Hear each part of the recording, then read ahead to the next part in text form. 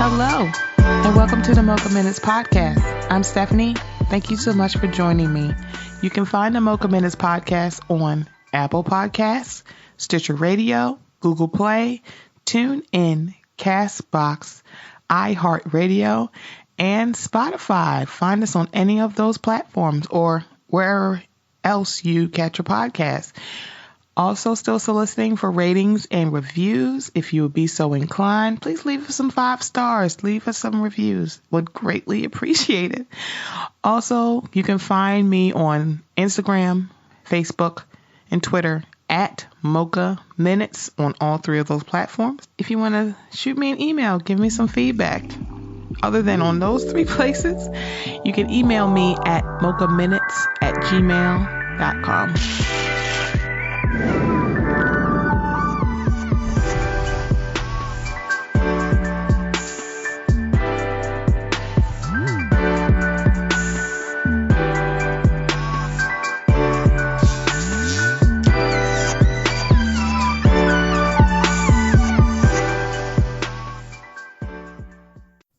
Hello, welcome back to the Mocha Minutes podcast. I am Stephanie. Thank you so much for joining me. So,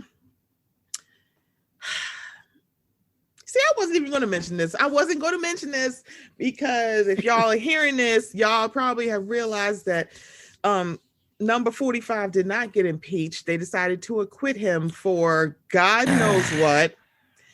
And I'm sitting here like I could either get my feelings involved or I could watch Batman Beyond. So that's what I've been doing.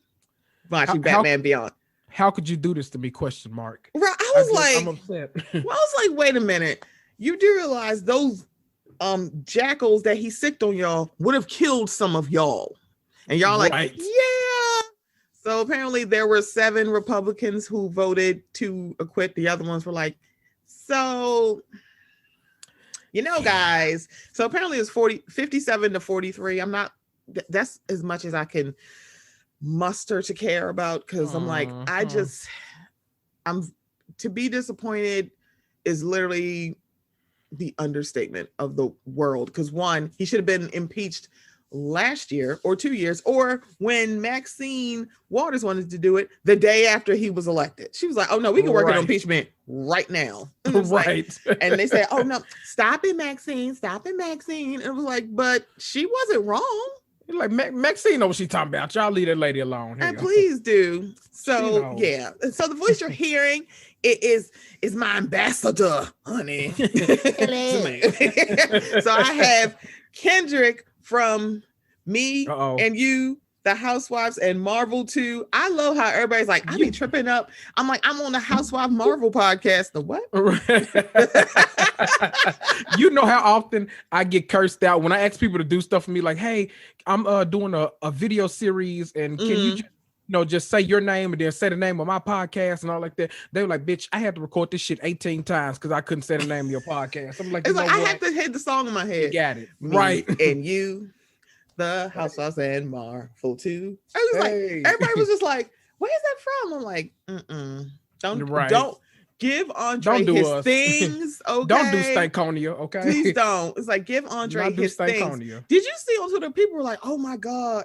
I think they were looking at the Party video version or the radio version of Party from Beyonce, and everybody talked about I think it was J. Cole. Mm-hmm. And it's like he ate on his verse. I was like, yeah, we don't know that because we only listen to the album version with Andre 3000. Right. Don't do this. Don't do Andre. Don't do it. Because his verse is literally 10 times harder than J. Cole's. It's not a bad verse. It's just that I literally probably have only heard it twice because I only listened to the album version. Any of y'all that follow my page on Instagram, y'all know I'm a Beyonce. I love me some Beyonce. But when she kept hyping, she was like, "I got a surprise for y'all for the video," and all. I was like, "Oh shit, what we about to get? What we about to get? We about to get a whole verse. You know, we about to get this and that." And I love me some J. Cole. But then when I saw the video, I was like, I was so mad. And then Andre like, ate harder than that. Like, what happened? Exactly. He ate and left no crumbs. Okay. Right. And he was just like, yeah, you ain't putting this pretty face on no video. Okay. Right. I'm gonna go and be in Philly playing the flute. I'm like, not this out of while. Not this out of while. How do y'all keep running into him with his flute? Right. I was like, let that man muster up Peter Pan by himself. Y'all leave that man alone. Hell. Even this is so random because I saw because my explore page for Instagram is full of babies, interracial marriages, specifically Black women. Right. Border collies has entered the chat, but mostly it's Australian shepherds, particularly blue merles. And there was somebody, it was a little reel. Someone was like, their baby's taking the first steps to walk it out. And now that makes me think about the fact that in that remix, Andre ate on the Walk It Out remix. I was like, yikes. I mean, I even like Jim Jones's verse, and well, he's Jim Jones. I mean, I don't know. He's a diplomat. I'm not into the hippity hops. Y'all better check out Inappropriately, highly inappropriate. You better talk to let him Cook, out the house. I'm just saying, Chrissy let him out. It's like, yep. They the reason why I stopped watching Love and Hip Hop New York, because I'm like, I don't know who any of these people. This is how I missed the whole phenomenon of Cardi B. I ain't get her to that one time. You ain't pay that rent. Yeah. You ain't pay that rent. I'm like, why is her face like this? And then I started listening to music, and I just enjoy her, and her very, very cute little girl culture is adorable. Oh, I love me some culture. Oh, don't play. Cute. I'm like, I'll go fight about culture now. I know. That's how I feel about Brooklyn Daily. I love little Brooklyn. She is so cute. I'm like, if she ain't a doll baby, little. See, this is not why we came here, okay? So shit. We came together. So me and Kendrick, we, as you can see or tell, we are both the Black people. And so blickety black. Yes. Blickety black. Blackity black. It's Black History Month. I mean, it's a lot going on. So our Super Saiyan powers have kicked in for the blackness. Yes. Exactly. Yep. So for us, so if you're a Bravo, if you say you're a Bravo watcher, everybody just goes, oh, you mean the Housewives? And then it's like, then you talk to people who are like, I only watch these two. I'm like, so you're not a Bravo watcher. Right. So there's a lot of stuff going on. Hence why I'm very excited about Top Chef coming back. Right. I was like, yes. Oh my God. I'm so excited. They're like, what? I'm like, girl. It's like, how y'all not watching Top Chef? It's like when the homeboy said, I'm not your bitch. I said, hey, say that. Say that. You don't get this shit on Chopped. You don't. You don't get that like, shit on Chopped. I know this bitch. I was like, ooh. Bitch, Chopped could never. You know, points were made because y'all haven't lived until y'all watched a Restaurant Wars episode of Top Chef. Okay. I love Restaurant Wars. And the last All-Star season, it actually was pretty good. And I was like, I don't know if people watching this. You know me, my Black self, I'm all Housewives, I'm all Summer House, I'm all Married to Medicines and everything.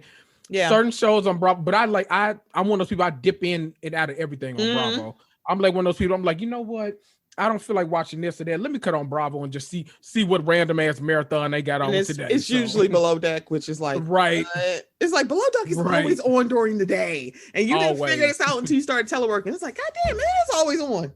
Right. And then you remember somebody dropped a dick pic and you like, you know what? This show is kind of good. You know what? I feel it's like, because this season of Below Deck is like, it's teetering on a I don't care to ooh girl, because last Monday's Watch What Happened Live, Aisling and Elizabeth was on the show. And I was like, this is awkward as fuck. I'm like, because I could have swore they had already shot the reunion. So I'm like, I don't think this is what y'all, I swear, Andy's face went, okay, so you know that because I think the question came up was like, do you think Aisling, like they asked Aisling, like her being fake, because you know, when she's on the show, not on the show, but like in front of Elizabeth, she's always smiling and listening to her, but and then in her confessionals, she would be talking shit about her, or she'd be like talking shit about her shit with Francesca. So people were like, that's kind of fake. And she's like, oh no, I'm not being fake. And it's like, she's like, I don't know what Australia you're from. She's like, I don't know. Right. What you mean? Like, and she was like, let me that's know. pretty nasty. I'm like, saying you're from Australia. Girl, this ain't it. It's like, right.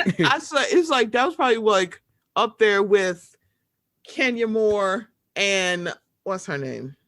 Sherry Shepherd, up there with Kenya Moore. It's so funny. She is Kenya right. Moore and Michael Rappaport. I was like, this is awkward as fuck because they're not even in the same room. So wait a minute. This is worse. Kenya Moore and Miss Qua, she's got it. It was like Kenya has beef with everybody. Like, she has sat on that damn stage. I love how when we think about awkward Watch What Happened episodes, it's around Kenya Moore. Right. Rappaport, Quad. Yeah, he had this coming. Quad, I'm just like, so she don't have it coming, but I feel like y'all could have had a conversation off camera. It's like, right.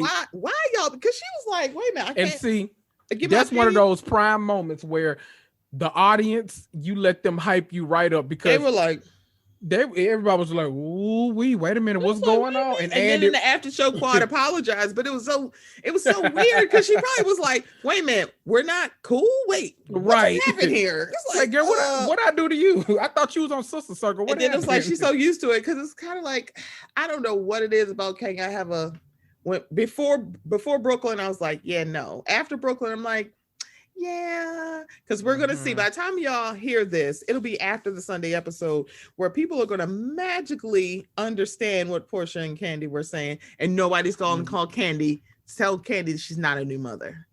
They weren't gonna pull what they pulled on Wendy. I was like, but y'all gonna look. I want Wendy gonna be real to get on interesting. social media. I want her live tweeting. I want her live tweeting this episode. Absolutely. I want her live tweeting because it was like that's what everybody was saying. And also, I'm like, I gotta go back and watch that episode because I have a feeling it's not just that. I have a feeling it's because of Ashley going back and forth with her. That was Ashley got loud first, like no question. It was like it wasn't why just is it that. any of your business? I'm like, see, okay, you jumped it off. You don't that really lady know Wendy, right? You don't know Wendy. She don't really know you, and it was like that's why I'm like. I feel like it wasn't just the baby and like, oh, she's not a new mother and this, that, and the third. It was more like Ashley wanted to get out the gate with her. Like this is Giselle. Right. It's like, see, Giselle ain't gonna yell with you, sis. She ain't gonna say that is Dr. Wendy. She ain't gonna stand up and point. Giselle will just like ignore your ass. But Wendy not gonna do that with you. It's like, so you're not gonna talk to me like you're crazy. Right. So I need that's to go what back we're not and gonna do around here. I need to go back and watch because I'm like, I feel like I need to watch. That's why I went back and watched the Umbrella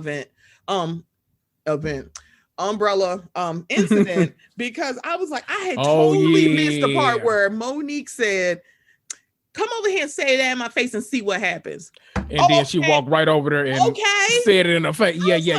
Robin is from Baltimore. We don't do that shit. Don't tell me getting your face. Oh, really? Okay, right. So what you gonna do, baby? I'm here. Space opportunity. What you doing? Nothing but. Ready? You ready? Nothing but. So it's like in the logic of shout out to T Monique. Robin should have beat her ass. That is literally what y'all are trying to say. It's like you're fighting words and you just don't know. I'm like, okay, so Robin should have dog walked her ass. Right. That should have been a whole that should have been a thing. But we're gonna watch people be like, oh my God, that's right. I'm like, I hope so. Y'all gonna tell Candy that she's not a new mother and she shouldn't be getting emotional. Right. Of course not. You're not like Portia shouldn't be missing PJ right now. Okay, gotcha. Right. Or she was like, and Cindy got a whole new fiance. She's had a whole husband before, so this ain't it. Right. we gonna leave Titty Cent out of this one. I'm like, I love titty 50 Cent. Right. But we gonna leave the titties in the bra this time. We gonna keep the titties in the bra this time. We gonna lead us to because there's enough new mothers on that bus that we can leave the titties in the bra this time. I was just like, oh my God, and I could have brought my kid, and I was sitting here thinking, but can you bring Brooklyn all the time? I feel like right, yeah. Because last year with Greece, and it's like I'm trying to think if they went any other trips. I think Greece was the big trip. Yeah. Brooklyn was there, but so was PJ. But it's like, but it also, I don't think I thought that was Kenya's trip to Greece. Or was that Cynthia's trip to Greece? I don't remember who planned that trip. Let me see. I'm trying to think. I'm like, who planned it? Because it wasn't Nene.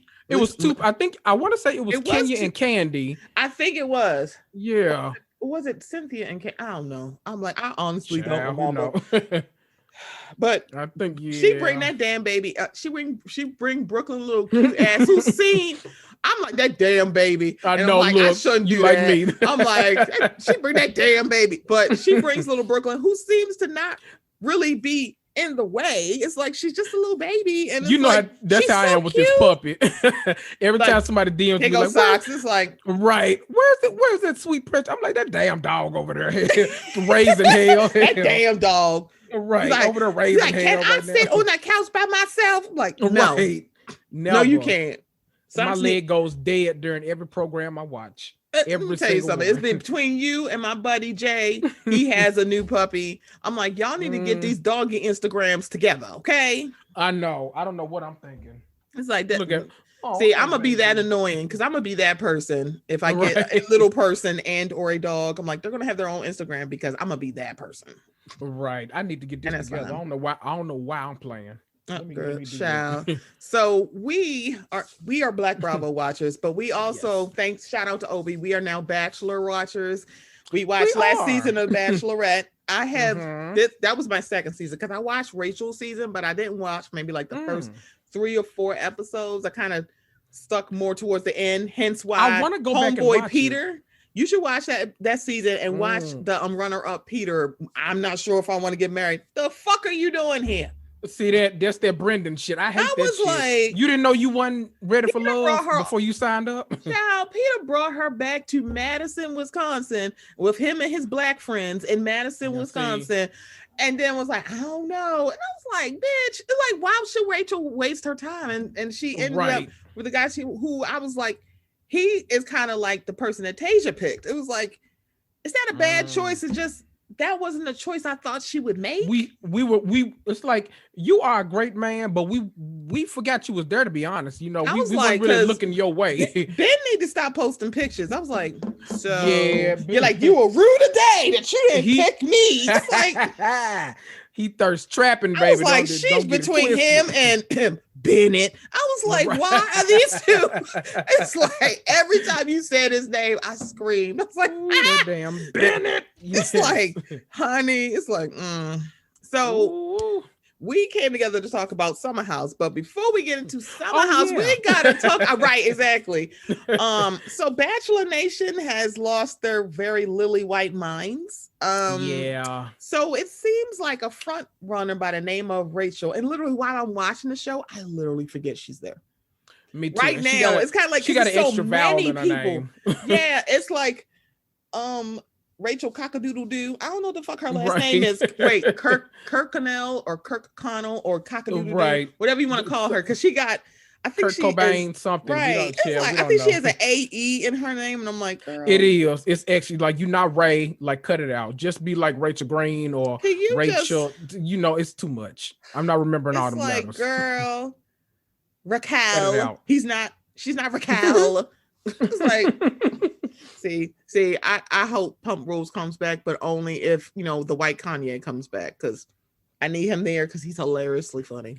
If they come back, his ass is gonna be first in line. He like, better be, because his American accent and making fun of Katie is literally top tier. I'm like, Lord, I'm screaming at this. I'm like, I love. I don't know why I like James Kennedy. So I think he's grown on a whole lot of people. He has. I like sober James. I mean, I didn't necessarily dislike drunk James, but sober James is fine, and he has Raquel, and she's very. Her eyes get really big, and I don't understand why. I don't know, Lala. Why are your eyes so big? And why have none of you plucked that bitch yet? Lauren from Utah will be eating pavement by now. Yeah, just one good and you good. That's all you need. One good. That's all. Like, girl, she's like, get out my face. So who the fuck do you think you talking to? It's like, that's when them look around moments like, what you talking me? What the fuck is going on here in this here day? What the fuck is going on here? It's like, oh, you want to smoke. Okay. Right. That's all that is to it. For everybody who knows, Matt James is the Bachelor this season. He is a choice. Definitely a choice. Definitely a choice. Yeah. So when you look at Matt James, and they've been touting him as the Black Bachelor, but he let all y'all know that he's actually biracial. And the thing about it is, times. right? And the thing, and it's Kendrick. I keep telling people, like, it's interesting. He is a visibly Black person, so the only reason why we know he's biracial is because you told us. He's not times. Bubba Wallace. I was trying, because when I was on my buddy's show, and I was like, the NASCAR, Bubba the NASCAR driver. I'm like, what is his last name? I'm like, it's gonna come to me. 2 hours after we record, I'm like, his last name is Wallace. His name is Bubba Wallace. Oh, Bubba. And I was just like, oh God, how did I forget his name? So even with Bubba Wallace, it's kind of like, is he visibly Black? Yes, but you can tell that he is biracial. But notice he don't act like he don't go, yeah, I'm biracial, and it's like, it's because he got a Black mama. It's okay, y'all can say that. It's like it's right. That's what we want to say. But Matt James doesn't have a Black mama. Because he let us know every episode, every damn episode, was like, raised by a single white woman. We know Matt. Damn it, we know Matt. Matthew, we know. We know. Yeah. And it's like, the thing about, if you saw Matt James walking down the street, and the thing about, there's nothing wrong with him saying, and so let's just say this. I want people to understand, we are not saying that anything's wrong with him saying he's biracial. I'm fine with it. Right. I think it's when they're having Black ass discussions with the Black or brown people on that show, he's acting like this, don't touch him. He was like, right, why are you acting like you're one of like the white bachelors and like you don't understand what racism and bigotry and stuff is? It's like, why? Hello. I was sitting here like, why is he? It's like they're having a conversation with a white person about racism. Right. A conversation that they only feel comfortable having with him because he is Black. Like you felt the need. Like, they didn't have, oh my God, they're having these conversations because he's Black. That's why. Hello. It's like he's visibly Black. He's like, I'm biracial. Yes, baby, we know. If if your ass was white, you would not have pulled Chris Harrison to the side and said, I feel pressure to pick a Black person. Exactly. Because you would never have done that. I think, and that's the thing, for the Bachelor Nation folks who actually watch the Black Bachelor Nation, I feel like a few years ago they had pieces out about what's going on. Why don't y'all have Black contestants for The Bachelor? So it was more about the women than it was having a Black Bachelor. Then it became like, when we gonna get a Black Bachelor? And I'm like, it's gonna look like like the BBC porn category on the porn sites, because that's I feel like that's what the language is gonna sound like. That's why I was like, I kind of don't want. So then when Homeboy was like, I don't want the Black community mad at me, I don't want white people mad at you. It's like, they're not going to be mad because you're going to pick a white person. So why are you doing this, sir? Right. I don't know why you're doing this with us. We're not stupid. Right. Like, girl. So this week, because Rachel Lindsay is a host on Extra. So she had a interview. It was 13. She hosts everything. Like I don't know how she has the time. I'm like, I love it. And I need to know her husband, I think, still works in Florida. I think so. They're kind of like long distance. See, that's actually my kind of relationship. Like, I don't need to see you every day. But like maybe like on Tuesdays and Thursdays. That's fine. Like I'm perfectly fine with that. Come drop off the dick and go back. Leave it for a little while. I'll babysit. You come back and get it on Thursday. Because I was wondering, I was like, I would love to talk to Rachel, because I'm like, are you still a lawyer?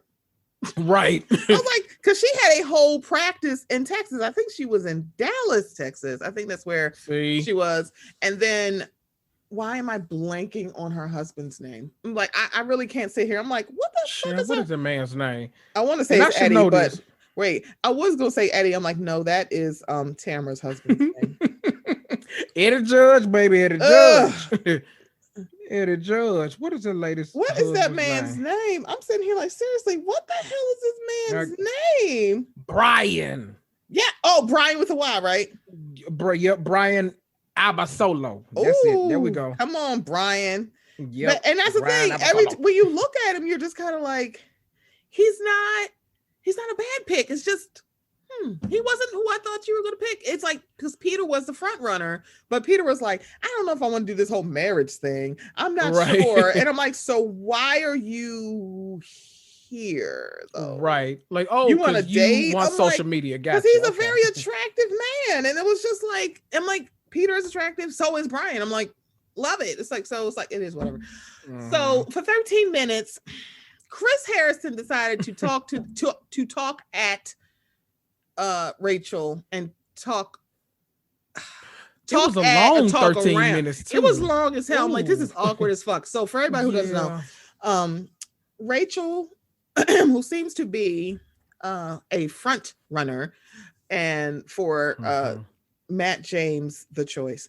But sidebar, he now has one episode.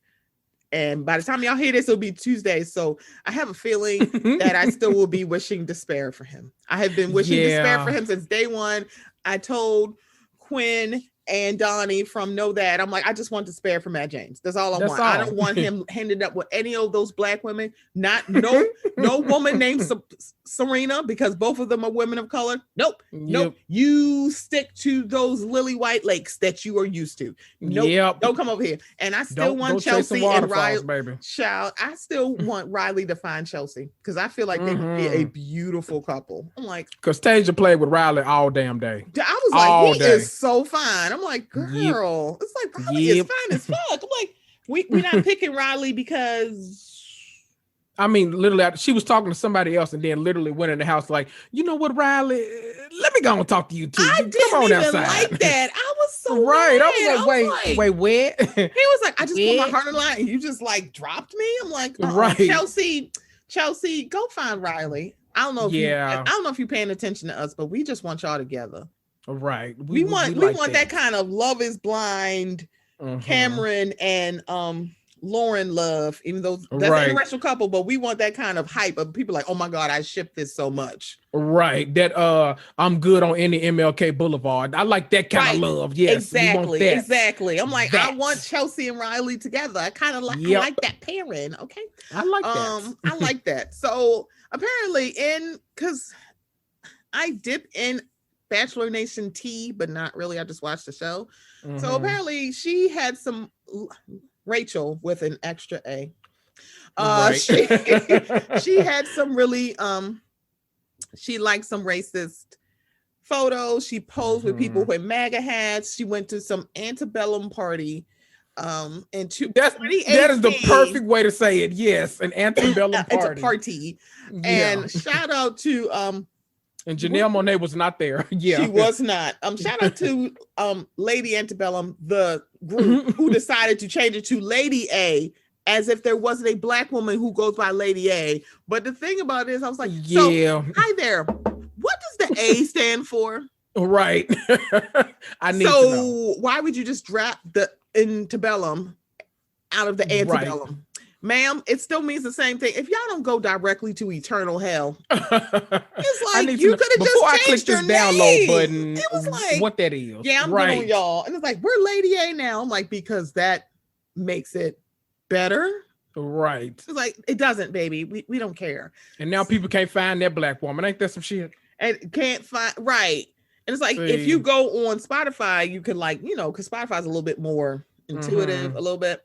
But yeah, if you better algorithm than Instagram. Yeah, I got you. Yeah, it's kind of like if you do it like it's not. If you put in Lady A, definitely a lot of Lady Antebellum stuff come up. I'm still calling y'all that because y'all knew the fuck that mean when y'all got in that group. Don't stop acting like people stupid. Right. No. Right. Like, oh my God, a black man died on camera. We gonna have to change this name. Bitch, you should have been changed your name. That should have never been the name. But let's just.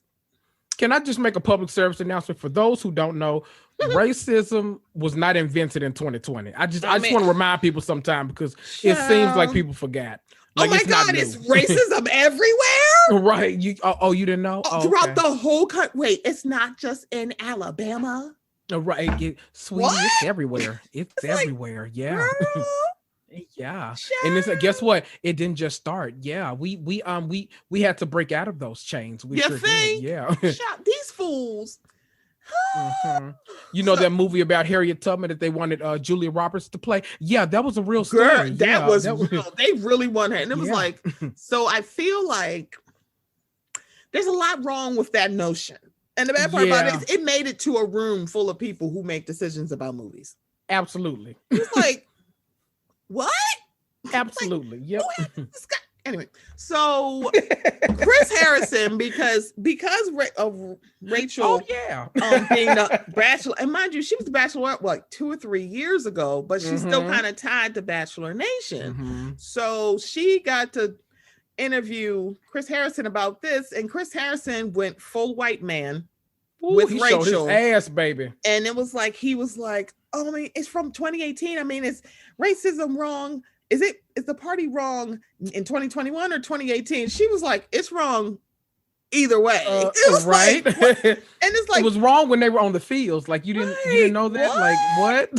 So it was really interesting because if you watch the video of her doing it, she looked visibly uncomfortable. Yes, because it was like she looked so uncomfortable, and I was like, Rachel, and then it's like at first I was like, I'm side eyeing Rachel, but then I realized something. Rachel's at work. Yep. Rachel's at work. If I'm this was just like a 2x2 thing, if this was one thing and they were just talking, it'd be different. Like if this was like on her live, this was for her job. This is not Rachel went live with Chris Harrison. She's glad you said it. So I had to walk that back. I walked back several things, y'all. PSA, it's okay to say when you're wrong. Right. Yeah. Because it's like I'm like, this is the second thing this week that I've said I was wrong about. I was wrong to compare Tessica Brown, aka the woman who got Gorilla Glue in her hair, to what happened with that woman in McDonald's cup. Because she sued and she won. But the thing about it is because the narrative around that got changed to it's a frivolous lawsuit, I and a lot of people forgot that coffee was the temperature of the surface of the sun, and they had been warned repeatedly about the about having because they made their temperature super hot for their coffee. And so it had the narrative changed to this is just a frivolous suit. Why would you sue somebody if you ordered a hot coffee cup? Well, I didn't tell them put the temperature surface of the sun for my coffee. It's like, so you got to do that. So it's like, and also she had burns and she was in constant pain until she died. So it was like, I'm fucking wrong for that. It was like, I'm like, I'm like, and that's what I tweeted out. I was like, I was wrong to compare what happened with Tessica to the woman from McDonald's. I'm not even going to mince words about it. I was just wrong. I was like, I don't need to explain why I was or was not wrong. It's like, and that's the problem. People feel the need to over explain their apologies, and that's where you fuck up a lot of times. Yeah, just say you're dead ass wrong. That's all you gotta say. I'm like, I was dead wrong to do that because it's not even the same thing. And you know what? I always think about Tyra Banks. I don't know why it was so funny to me when the people started finding old clips of America's Next Top Model, and they kept bringing up something, and then Tyra Banks literally just came out and was like, you know what? I was really wrong back then. That's not right. Okay, bye y'all. And then she went on about her business, and folks stopped talking about it. I was like, the thing about this, I remember those episodes, and I was like, so why are we darkening up these people? And it wasn't like. It wasn't like, oh my God, that different heritage photo shoot. Yes, and it was just like, why are you darkening her? Why are you like it? Was just like that was not the only, and that's the thing. If y'all really want to go through Top Model, there's a lot of like problematic shit that happened over 20-something seasons. Absolutely. And the bad part about it is like, is it Tyra or is just that like our culture for beauty standards are just fucked up? Like it could be a little bit of column A and column B on that. Right. Yeah. We do have Venn diagrams. Yeah. Right. Because for Jay Manuel, who I don't know why I thought he was Latinx. He is not. He is biracial black. I was like, whoa. Oh, I didn't know that either. I was like, well, shit. And I was like, damn, how did I not know this? He's also a Leo. Wait, no, is he a Leo? I might be just playing tell me something. It was just like, because when he said it, I was like, oh, he sure is. But it's because, but also I think it's because I want to say he does and doesn't look visibly black. He looks more black when he has hair on his face, if that makes more sense. I'm not weighing his blackness. I'm not doing that because yes, he is a Leo. His birthday is August 14th. I'm the 11th. We're the 14th. Jay, we can have a party. Let's have a kiki. I'm sorry. Right. His cheekbones are like ridiculous to me. Yeah. So his mom is Italian and Czech, and his dad is South African, mixed Cape Malay descent. So yeah. Ooh, come on, Jay. I know. So his father's actually South African. Let's see. So I must have been too young. I was like, I didn't know that. I literally wouldn't. you just taught me something. I was definitely didn't know that. And it didn't come out until they started bringing out these episodes, and then because he also wrote a book, so it's like all this like Tyra, like this America's Next Top Model stuff came out when he was promoting his book. Because then people were asking, "Are you and Tyra still friends?" And he's like, "No, not really." It's like, oh, I don't think he dislikes her. I don't think anybody that was like him, Miss J or Simon. Yeah. Is his name Simon? Simon, child, but said Simon Cowell. Yep, No, Simon. and I'm like, that's not what was his name? Dang. Photographer Simon. Yes. Something. I know who you're talking about. Yeah. Oh my God. I feel like it's Simon. He gives Simon energy. Whatever that is, he gives Simon energy. That is so funny. Nigel Barker. Wow, his name is not. Child. How did I get that? Same Nigel column. Barker, and it's Jay Alexander, the modeling coach. Come on, sir. Anyway, see, we all over the place. This is just fun. Nigel Barker. Right? I was like, how did I'm like, Simon? It's the accent. It's the accent. Right. This is the kind of podcast you get when two people talk every single day in their DMs, and then they finally get on podcast and just shoot the shit off. What the fuck are y'all doing? It's like this was supposed to be a whole Summer House episode, and we've been talking for how long? And we like top model. Yeah. It's like, girl, how we get here? So back to Chris Harrison, who for 13 minutes made Rachel uncomfortable in her black skin, where he was literally he's made like, poor Rachel, she hasn't even came out about this, and she like, poor Rachel, right? It's like, this is how Trump got acquitted. Y'all doing that stupid shit. It's like, right, poor Rachel. It's like, you know what, Kaya from the Bravo Wild Black podcast made the best point in the world. She was like, I feel like now him doing this dumbass interview has now completely taken light off of her, because now people aren't even talking about her anymore and all that problematic shit that she got going on. It's like, you literally went to bat because you've been on this show for so long. You've put your whole career out there, and now them people done dropped your ass for a little while, and could be all because you wanted to take the heat off of her. Correct. And apparently people have been sliding my DMs like, oh, y'all are new to Bachelor Nation because this ain't the first time. I was like, wait, what you mean this ain't the first time? They were like, one of the people picked a super alt-right man one of the seasons, and they had like a whole lot of stuff came in. I was like, wait a minute, let me get on Google. Google is my friend. Because I mean, that kind of happened during Rachel's season, but he wasn't a front runner. I think he left like either early or midway through her season. There was a guy who was like, he had like racist tweets or put out racist tweets and racist Instagram posts. So it was kind of like, this happened to Rachel. And the thing about this is like, I think they really didn't. I don't even remember. I think she may have addressed it a little bit, but not really. Because Rachel, apparently she does a podcast with Van Lathan, and she said as soon as her contract is up, she's like, I'm done with Bachelor Nation, because she was just so uncomfortable. She was just like, I am sitting here like, what? So here's the thing. This is why Chris's apology, and then him saying he's now stepping away from Bachelor Nation. Rachel's apology, y'all don't see my air quotes, but I'm doing air quotes. Right. Because the thing about it, she's like, it's not for white people. She's like, I'm, this. I find it very interesting that she is making it seem like the stuff that came out about her was several, if not 10 years ago, and not, I don't know, 2 years ago for 2018. Right. It's like, when was that Lady Antebellum party? Let's say 2.5 years, because we're in 2021, February of 2021. That party was not in February 2018. So here we are, about 2.5 years. Why are you acting like it's so far away? And y'all didn't know what the fuck racism was 2.5 years ago? Bitch, you knew what the fuck it was. Y'all don't care. Like, be very y'all didn't know what the fuck was going on in the South. Right. Like, y'all didn't damn know. So this is what Rachel said on her podcast. I can't take it anymore. I'm contractually bound in some ways, but when it's up, I am too. I can't do it anymore. Yep. When I finished that interview with Chris Harrison, he had no problems with it. He was fine. He texted me after. He appreciated the conversation. He was like, yeah, I'll probably get a little flack, but thought it was great that we could disagree, but do it in a civil way. It wasn't until the backlash came the next day. It wasn't until people started talking, people started demanding and calling for different things, that he then apologized to me and then apologized publicly. I'm trying to reason, well, which one is it? Because to me, Tuesday was your truth and Wednesday is after the fact. Wednesday was a response to the backlash. Right. And so, because he was talking over her. He didn't let her get a word in edgewise. And she said he wasn't trying to hear it. He was just trying to be heard. And I'm not saying that he can't be apologetic. I'm not saying that he can't learn and be better from it. Like he said in his statement, but you'll have to give me some space, and you'll have to give me some compassion and some grace to take the time to really reason and accept that, because that was a lot. Let's see. Chris said, oh, is Lindsay considered? Yeah.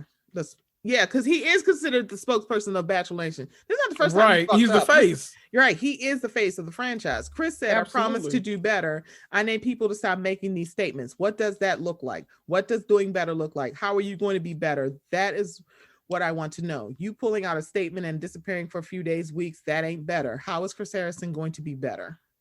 Yeah, fuck him. So as for me, I don't know why I enjoy Rachel Leslie, even though she somewhat is Team Monique, but I feel like at this point, that's Lord. That's right. Fine. I'm about to say at this point, it's like, I'm trying to act like Potomac never existed. I was like, girl, as far as me, I'm fucking tired. I'm exhausted. I've truly had enough.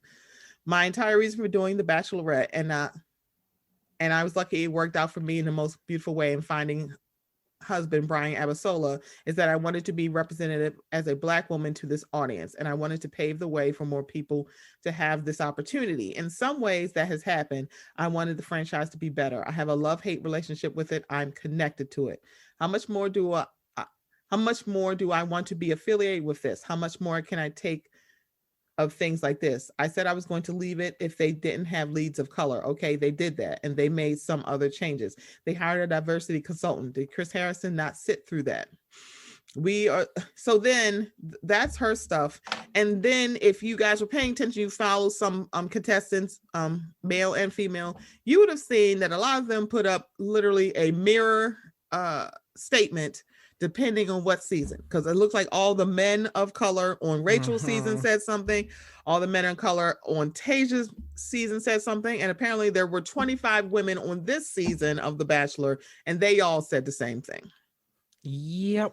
And I'm just sitting here like, okay. And so Rachel Kirkconnell, child, if she don't go directly to hell, it was like, girl, I was sitting here like, madam. So she put out a whole post on the Instagram, and I will read it. Yes. While there have been rumors circulating that have also been truths that have come to light that I need to address, I hear you, and I'm here to say I was wrong. At one point, I didn't recognize how offensive and racist my actions were, but that doesn't excuse them. My age or when it happened does not excuse anything. They are not acceptable or okay in any sense. I was ignorant, but my ignorance was racist. I'm sorry to the communities and individuals that my actions harmed and offended.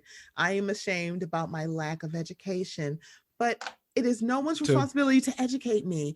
I'm learning, and I'll continue to learn how to be anti-racist, because it's important to speak up in the moment and not after you're called out.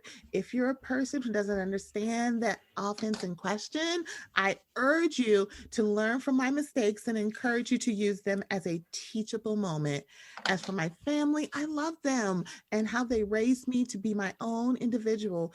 They have always encouraged me to have my own views, opinions, and beliefs.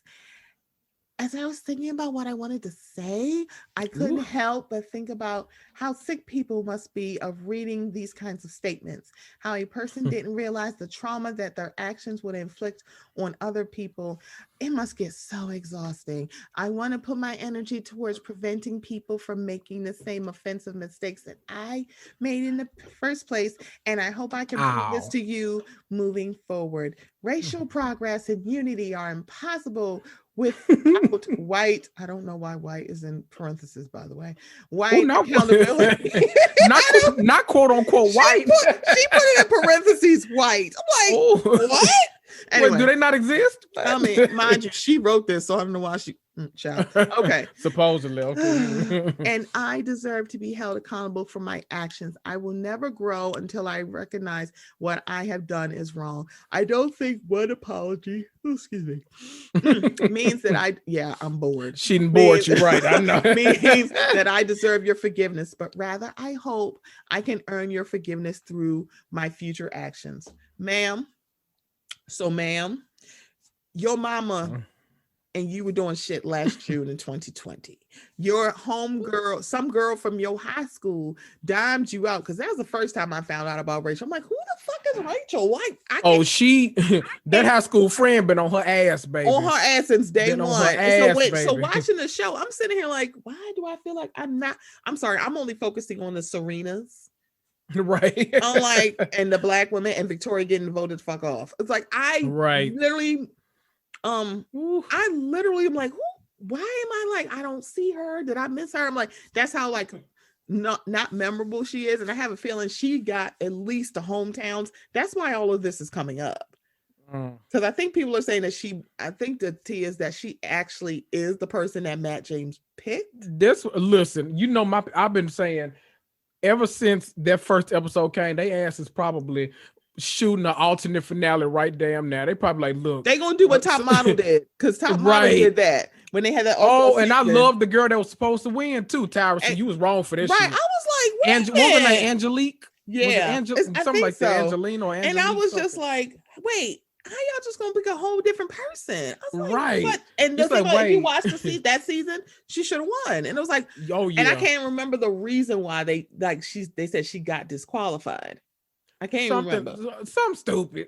It wasn't the same as Willem from Drag Race, who, by the way, he literally is like, I'm trying to think if with Drag Race, pronouns always get me. So I'll be like C, because I'll say she, because they're drag queens. But some of them be like, no, I'm a he, I'm a guy. And I'm like, okay. Right. So Willem was like, yeah, I didn't come there to win. I just came there to get on television. See. He's like, all right, Willem. So you were listening to Rachel, yes, with 2 A's, talk about like, I was wrong. And then she said the communities and individuals that my action harmed and offended. Girl, you might want to say what communities they are. Here's a hint, all marginalized, all of them. Right. Mostly the black people. Everybody. Yeah, you can do everybody. Because I think she may have dipped her toe in the anti-Semitism too. Didn't pay that much attention, quite honestly. But her friend been on her ass, because she was like, yeah. Like back pockets, baby. Right. And she was like, it was her and her friends was making fun of me when I said I like a black guy.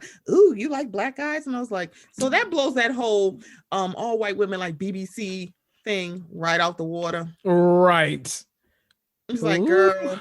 So now we got Chris Harrison stepping down. She putting out this BS statement. You got every black or non-white person who's ever been on Bachelor putting out the same statement. And I'm like, girl, this is the reason that really kind of, I didn't really get into like Bachelor Nation. Hence why we're having this episode at all, because Summer House is that same way. There's a lot of things as black people who watch entertainment. There's some things that we watch that is lily white, and we see things and we can't unsee it. Yeah, kind of like the Southern Charm.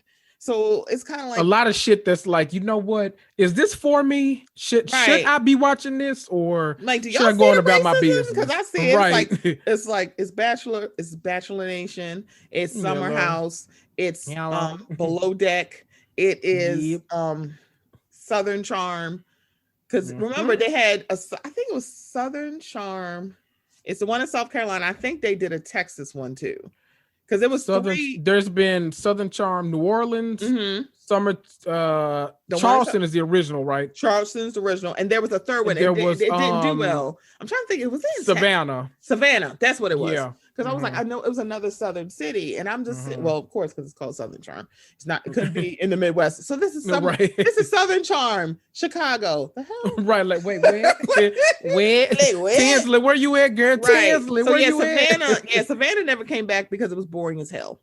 Yeah, the previews didn't look good. I was like, it was like I tried. I think I made tried a couple episodes. I was like, yeah, I don't care about this. Yeah, I don't. Yeah, I don't care. So when you're a black reality watcher, Black Bravo lover like Kendrick and I are, sometimes you just gotta go, I don't want to be my black ass self looking at this, but I'm my black ass self looking at this. Right. So we both, I think last summer, and then I think you finished up like what, in January? I did. I started, so like the trailer dropped in February. So I was like, you know what? Oh shit. Like people keep saying that this show did the Potomac journey, meaning that like it started off kind of slow, but then like around 3 and 4, it gets super good. Yeah. So I'm like, okay, let me start this show. I watched the first episode after the trailer dropped. I was like, did it drop in December? I think in December. And I was like, I don't know if this is for me. Yeah. I saw a clip sometime in January that someone posted of season 4. I was like, okay, oh shit, let me watch this show. So then I cranked through the whole shit. I'm glad I did. I cranked through all 4 seasons, and I'm like, okay, I got some thoughts. And then Stephanie, I was putting it all on Instagram. Stephanie messaged me. She was like, yeah, so we need to talk about Summer House. Yeah, I was like, we need to talk about Summer House. So let's talk about Summer House. Yeah. So this is like the season that's going on right now is 2 episodes in of season 5. So this is how much I didn't know, because the reason I got into Summer House is because of Ono Bravo. Because I was like, maybe I should start watching this, because she would always have the memes and talking about Loverboy, and I'm just like, okay. I'm like, let me see. We're locked up, we're in a patty cake. What else am I doing? So I'm like, let me watch Summer House. So I started from season 1, and then it was in the first episode I realized that, wait a minute, they pay for a house in the Hamptons to stay at during the summer, but they're still working because they have jobs. And so Monday through Friday, they go to work. And then on the weekend, they come back to the summer house. And I was very like, I wish I would be paying for a house that I'm staying with. Wait, and you're still paying rent on your apartment. I'm like, wait, what is going on? I was like, okay. Like I'm not 100% sure, but I'm 99.5% sure you got me fucked up. Right? Like I'm not doing that. Huh? I was like, okay, so so season 1, the first season cast was Kyle Cook with an E, Christina Gibson, Lindsay Hubbard, Stephen McGee. God, I forgot about Christina. Right? Yeah. You have Stephen McGee, Carl Radke. Hey, Amanda. Hey, girl. Hey, girl. Jacqueline Schumann, Everett Weston, and Jacqueline Schumann. and the Workers twins, Ashley and Lauren, who, by the way, I was like, I don't know which fucking one this is. If y'all look at my highlights on my Instagram, I was like, I don't know which one is which. The one on the left, I don't know. Right. I don't know which one. I think the one on the right was the one that was chasing Carl, and then the one on the left was like, you dumb bitch. You dumb as hell. My husband live in California and I want to fuck him. See how this goes. And then also a friend of was Amanda Batula, which will become Kyle Cook with an E's fiance. Yes. So the first season was very interesting because Lindsay and I guess Christina were roommates, and shit started hitting the fan because Lindsay wanted to build her business and decided to start having work meetings in their apartment. And Christina's like, I'm sorry, you got me fucked up. Why are you here? So they got into it. I think they're no longer friends, but I think is like they just really need to learn on their communication, because it was like, Hubs, what you doing, boo? It's like, if you want to have like 75 interns like this is Lady Morgan's house and not tell your roommate, like, girl, you can't be having all these people in here. This is not the Sha Chalet, or what's it called, the Sha Chalet, the ski, whatever it is. Yeah, the Sha Chalet. It's like, right, with all them damn interns. Where snow resides, but not apologies. Right, and the money either. You know what? Let me. Okay. The money resides. Hey, I just want Jen to be better. I just want her to be better. But yeah, I'm gonna have to. So Jen, come here. Sit at my purple table. And let's discuss why you're wrong. Right, without a doubt. You can like somebody and just say, yeah, you kind of fucked up. Hence what I've been saying for like maybe 6 months about Nene Leakes. Yeah, and I enjoy her. Yeah, she's gold star. She is absolutely she is one of the goats. She's a housewife blueprint. Don't get me wrong. Absolutely, but it's like this is really no, Nene, no. It's like, girl, Yeah. I'm glad you don't have a binder, because then we be hearing about your fucking binder chronicles, and I'd want to punch out my own ass. It's like, I thought Don't you need quit. it. Right. I thought you Don't quit. need it. You don't need this little check, girl. Anyway, so that was the first season. So you meet these people. Christina and Lindsay didn't like each other. Stephen McGee, who lasted for 2 seasons, people really didn't recognize him as the shit stir that he truly was. Oh, absolutely. I was like, am I the only, like, why are y'all so mad at these other people? But Stephen, the one who's like spreading everything all over the house. Him plus the workers was a mess. Yeah. It was like, and he lived for it. I was sitting here like, so we're not, y'all, he's spreading all this stuff over all around the house that y'all only in on the weekends. Like, I don't. Right. And y'all all work in New York City. I forgot to mention that part. They all work in New York City and go to the Hamptons. And this is what, like a 45-hour, 2-hour drive, I think, from where they were. I think it's crazy, like, because they're going to Montauk. So it's like, I want to say like 3 hours they drive every Friday. And, they're asking their people like, oh, can I have a summer Friday? I wish I would. They'd be like, now look, we already let you do a lot here. You trying to take all Fridays like, can we take off half a day on Friday? Because a lot of them either would leave like Sunday evening or super early on Monday. And I'm like, girl, Right. Except Danielle. Danielle was all about her job. She really was. She was like, okay, I'm gonna get on the Hamptons jitney at like 7:30 p.m. on a Friday because I got work. I was like, well, okay. I want to know what you do for a living, because they must pay you a lot. I have no idea what the fuck she is like. She explained what she did, but it's like, I don't care what she did. You know, Chelsea's theory is that she got in the house by winning a contest, because she's really not sure why she's still there. So she shows up, do her job, and then every now and then she'd be like, oh, she wasn't, because Danielle wasn't on season 2. Right. I'm sorry, season 1. She wasn't on season 1. She came season 2, and then she became a friend of last season. And it looks like, according to Wikipedia, she's a main cast member this season. Which you ain't got no damn choice. If you live in there 6 straight weeks, them people will be all up in your damn business. Might as well get that money. Right. And also in season 1, we see that Lindsay and Everett really don't need to be together. And they had been together. They didn't just get together. They've been together for a while. Because like 3 years, I think. Yeah. Because it looks like Lindsay, Carl, and Kyle have been friends for a little while.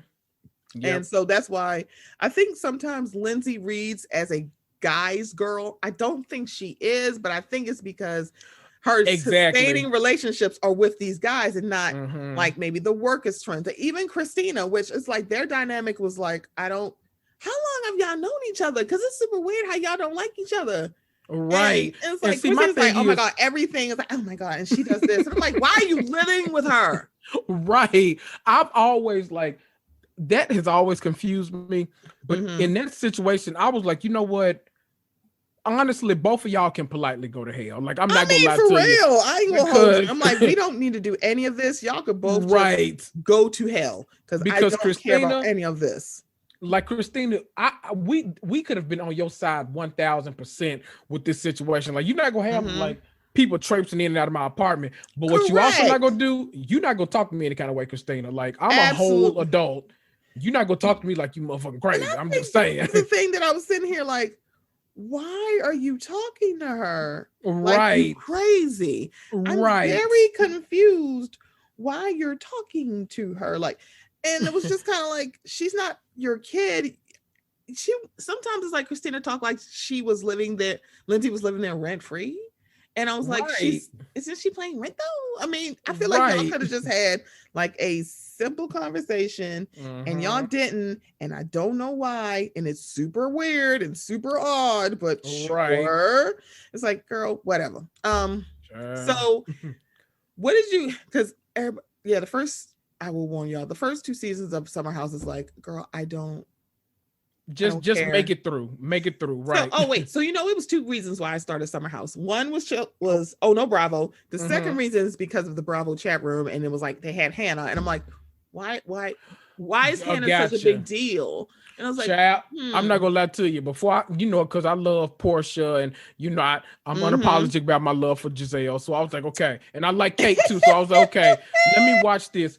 Child, I thought Hannah Burner was from Below Deck. So I'm this whole time I'm like, yeah, that's the girl from Below Deck Med and all like that. Line my ass up. I thought she was from Below Deck. Come to find out she was from Summer House. I was like, what's the big 3. I was like, what's the big deal? Let me watch. And right. it's like, what's really interesting about Kate and her ascension in Bravo is that she's not the person I would have chosen. Yeah. It would kind of and it's really interesting. It would be Colin Macy O'Toole. I kind of like him a little bit more. I'm not exactly sure why. I also like Aisha, and okay. I also like Riley. She is chaotic energy that I think we need. So someone other than, you know what? Even though like I go in and out with her, Lindsay probably would have been good for chat room too. Agreed. I think I like her. She's very like out of the people in the house. It's like, yeah, it would have been Lindsay other than Hannah. And I'm like, yeah, I think it's mostly because I just don't get it. I don't get the appeal of a Hannah. I don't think she's a bad choice. It was just like, why Hannah and Kate? I could see Portia and I could see Giselle. Those ones like don't necessarily like, oh, okay. But I think for both of them, they work more when their shows are in season. Yeah. Kate is not on Below Deck, so it's like, what's her tie to this really? And because we've been getting all this Bravo chat room without Summer House being on, I'm like, yeah. Yep. Like, yeah. Yep. Like, I just you know what? I don't get it. Right. And now like I feel like the pool is so big they could actually be on their show. Like we're both in agreement about Portia and Giselle, but like I could see them pulling from either one of the Married to Medicines. I can see them I was we're on the same because I was thinking of Heavenly. I'm like, there we go. Her ass would be like, Heavenly would cut up. Heavenly she would cut all the way up. Yeah, she would. I kind of like her. I kind of like Quan I can to a see, certain extent. Maybe Toya, and y'all know I have an agenda. With Toya, because I'm like, since season 1, I was like, girl, you'd be dead to me forever. Okay, forever. There's nothing you can go back. I'm like, we can be cool in the same room, but baby, you're not coming to my house no more. You can't come to my house. You can't sniff near my children. You can't be near my husband. You go to hell. I'm not doing this with you. People that have been going on this Married to Me, because we've all been like telling y'all, okay, everybody, you got to watch Married to Medicine. And I really don't hope it blows up in our faces like Potomac did, because it's like because y'all did a lot during this Potomac season. Like, no, y'all don't watch. Girl, watch. Better yet, no. Don't watch Family Karma. No, I'm kidding. Watch Family Karma. Season 2 is coming 2021. Okay, it's coming this year. It looks like probably April or May, because I haven't seen any promo for it. They're just saying 2021, so I have a feeling it's gonna be like April, May, or June. And I think that's what Indra and Deanna said too. Okay, I can see that. Second quarter, I'm with it. I'm all for it because I loved Family Karma. Yeah. So it's like, first season is like, this is like, okay. Yeah. Season 2, we back. Back again. The main cast is, of course, Kyle Cook with an E. Hub House, Carl Radke, Lauren Workus, which I think that's the unmarried twin. Yes. At the time she was banging on Carl. Right, banging on child. And then as somebody named Amit, which I'm glad he could have been like Jan on Dallas. Yeah. And Danielle. So that brings in Danielle and Amit. So Amit Newman, I believe he is of color, but I don't want to say. Seen. I was like, that's all we got from him. Amit Newman is, I could swear he was a person of color. I believe so. And so I've decided to open he is kind of fine, dude. He is so the fine. Exterior, like, he was like, damn, he's fine. So when I think about people of color, I have expanded it to include ethnicity, because I think because for Middle Eastern people, Latinx and Hispanic people, those are ethnicities, those are not races. So, and that's what happens when you work in HR, when you realize that. It's like, yeah, because it's like, what are they putting in? They will be listed as white. So depending on how your HR is set up, and the census is more like very, very more broad than like human resources at companies, because of course they put everything in there. But racially, Middle Eastern people, Hispanic and Latino people are white, but they have their ethnicity, because America is race, ethnicity. Everybody else is ethnicity, country, then race. Right. It's like everybody, of course we're ass backwards, because it's like, right. What? Oh, you know, it's reasons behind like, that shit. That's another podcast, right? Right. That's a whole nother podcast. So right. I believe Amit is of color. Danielle, I know she is of color before, and we'll get them in season 4, Jules. Anyway, so Amit was there being beautiful for just beautiful man for no apparent reason. And right. Season 2 was like, what? You also had a drunk workers twin bust up a watermelon, I believe. Yep, it was the married one. Yep, it was the married one. Okay, because I was like, it's a drunk workers twin. I don't know which one. Right. Because I think she was mad that her sister, and that is Lauren, was dealing with Carl. She's like, "What the fuck are you doing?" I'm like, "Yeah, because Carl is a hoe bag, and that hoe is for the streets." Yep, he is for the streets. You know what? My love for Carl does not blind me to the fact that he has been a fuckboy since season 1. He may be reformed now, but I'm watching this show. I was like, okay, I was like, because I'm really on a roller coaster like, with you. I don't get the appeal of a Carl. Right. I kind of don't get it of a Kyle either. You know what? I got it about Amit though, because yeah. You know what though? I now remember the moment, because I watched episode 1. And then, I watched it after the trailer dropped, got bored, didn't watch anymore. See, somewhere in January came along, somebody posted a picture of Quarantine Carl. That's what it was. Right. And then I was like, what? Shit. It's like, well, I think it was Amanda. Well, shit, yeah, right. Amanda, here we go. It's like, what, Lauren? Lauren quit messing with that man. You did that. It's like, girl, it's like, I feel like, Ashley was gonna beat Lauren's ass. She's like, girl, we have shared a womb. I will beat your ass if you don't get the fuck away from here. Girl, fuck away from him. And also in season 2 is where Steven really, to me, dictated his messiness, because he had no problem talking about I don't want to say outing, because that's not the word I want to use, about him. I've been trying hooking to up with a guy. I'm like, not really outing, because it was like, I don't know what we were called. You're revealing details that a friend gave you in confidence. Something like, because like he told you about what was it, a foursome, I guess he had. Yeah. And he told you intimate details, and you couldn't wait to go back and use it against him. Like, that was, and then you telling everybody, and I was sitting here like, so am I the only one who's not recognizing how messy that Steven is? Or is it just me? Because I'm like, why y'all acting like that Steven ain't messy as fuck? It's like, he is messy as hell. And then you invited him to Pride and was like, why are you not paying? I was like, so to some of the people in that crowd, he is like Trade. So I don't know why you thought that we was like, it's like, you could have toned it down. You made this about you. And it's like, did he though? Did he make this about him?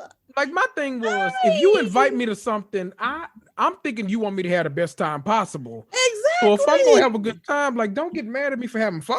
Like, what? I was like very confused. I was like, what? Just, I'm like, are you don't okay? get it? I was like, yeah. Why are you mad at Carl? Yeah. Like, what? And it was kind of like you telling the house that, and it's like, that's pretty fucked up. I don't think, but I did enjoy the scenes with Steven and his family. I don't know why I did. I just did. Yeah, because that was a whole journey. I loved it. I loved, because he's a white gay guy in the South, and so it's like, well, yeah, that seems. And so is another cast member that joined in season 3, but we'll do. Oh yeah, we get child. So season 2 is, you're so stupid. So season 2, I forgot to say, Christina only lasted 1 season. That was the first season. So after the second season, and Everett was main cast. He was considered guest, because I think him and Hubs broke up, but then he's also still friends with Kyle and Carl. And he can guess his ass out of my face. It's like, Everett can go to hell. Yeah. I think Everett cheated on her. Yeah. So, and I think, let me see, Amanda was bumped up to Maine because her and Kyle were together. And I'm trying to think if it was season 2 or I think it was season 3. So we're getting to season 3. So season 3 saw the departure of Steven. He did not come back for season 3. Not Right. exactly sure why. I mentioned Jackie Schumann. She only lasted 1 season. I don't even fucking remember her, and I don't give a shit. Why am I? Because you heard me when you first said, I'm like, who the fuck is I'm Jackie? like, who is Jackie? And it's like, I'm looking at this like, Jackie? Jackie. I'm like, I don't know who that is. I'm about to say, why you naming the names? I'm gonna have to Google that shit. Right. I was like, who is Jackie? So season 3, yeah, you saw the departure of Steven. Everett was a guest. Both of the Workus twins were out. They did not come back as friend, guest, or any. Amanda was bumped up. Amit was moved down to a guest. Okay. And then let's see. Yeah, so that was the only people who left. So we're in season 3, and that brings on the onslaught of Hannah Burner, Paige. Like, I remember the face. I remember her. I don't remember speaking parts, but okay. I don't remember her. I think she was just beautiful background. So season 3 was the introduction of the Giggly Squad, aka Paige and Hannah. Also brought Jordan. You know I'm ready. You know I'm ready whenever you want. I'm ready. You know that's my mortal enemy. Mortal Kombat. Jordan. And Amanda is back. So Amanda is Kyle Cook's boo-boo thing. So yeah, we got the Giggly Squad. We got Jordan, who looks like he don't wipe good. He looked like, oh my God, you want me to put tissue in my ass to get the poop out? Oh no, can you hire someone to do that? That is what he reads. The thing is, if you go be a bottom, you got the okay. Let me stop. You know what? You're gonna be a bottom. Please leave me alone. You go to hell. I bet you said if you gonna be a bottom, what? Let me stop. That man. Let me tell you something. Jordan, if no other character on this show made my blood so damn funny. Man. Oh my God. I was like, what? Do you remember how much I posted about Jordan when I was on the show? You were. It was like if y'all are not following Kendrick on Instagram, he was on fucking fire about Jordan. He's like, my God, what the fuck? I was like, oh, we here because it's like I don't like Jordan's ass either. Right. You know, I'm the greatest. I was the best match on hands. Boy, shut up. Who gives a damn? So this is some of the stuff that happened in season 3. So this is around the time where Carl had gotten this new job and he wasn't meeting his quota. So I think they ended up firing his ass because he couldn't do his job. And Kyle and Miranda were like going to move in together. Yeah. Which, okay. All right. So, so then it was Jordan was flirting with both Danielle and Lindsay, who were really good friends. And it was kind of like, what the hell? Really? Also, the Pump Rules people came to hang out with them. And they could have stayed where they was. They really could have, because it was like, oh my God. Because I think I'm trying to think of who Stassi got into it with. I think it was Carl. During season 3? I know Amanda is listening, so she's definitely going to tell me. Like, it's like I don't know, but also, we also saw the bringing up of Carl's mom, who I just want nice things for. She seems like just a sweetie pie. It's like I just love her, and that was the redeeming thing about Carl for this season was the way he was with his mother. It was just like, see, you seem like a mama's boy, but not really. But he really does care about his mom, and his mom seems like her ex-husband is a piece of shit and really absolutely. I was like, I don't like that. I don't like that. And you know what? That's what makes like the relationship with Carl so up and down, because it's like on one hand, it's like I love seeing you with your mom, but then on the other hand, why are you still choosing the fuckboy life when your dad was a fuckboy to your mom? Like, I don't get it. I need you to like you would think you want to do something different and you don't. And I'm like, what? And I need you to like you know what? I need you to do better. Yeah, because this is also the season where Carl and Paige were flirting, and I don't need to hear Paige talk. Like she gets on my nerves. Like, I don't know what is the tone. And I think that's probably the appeal of a Hannah, because a part of me is like, what the hell?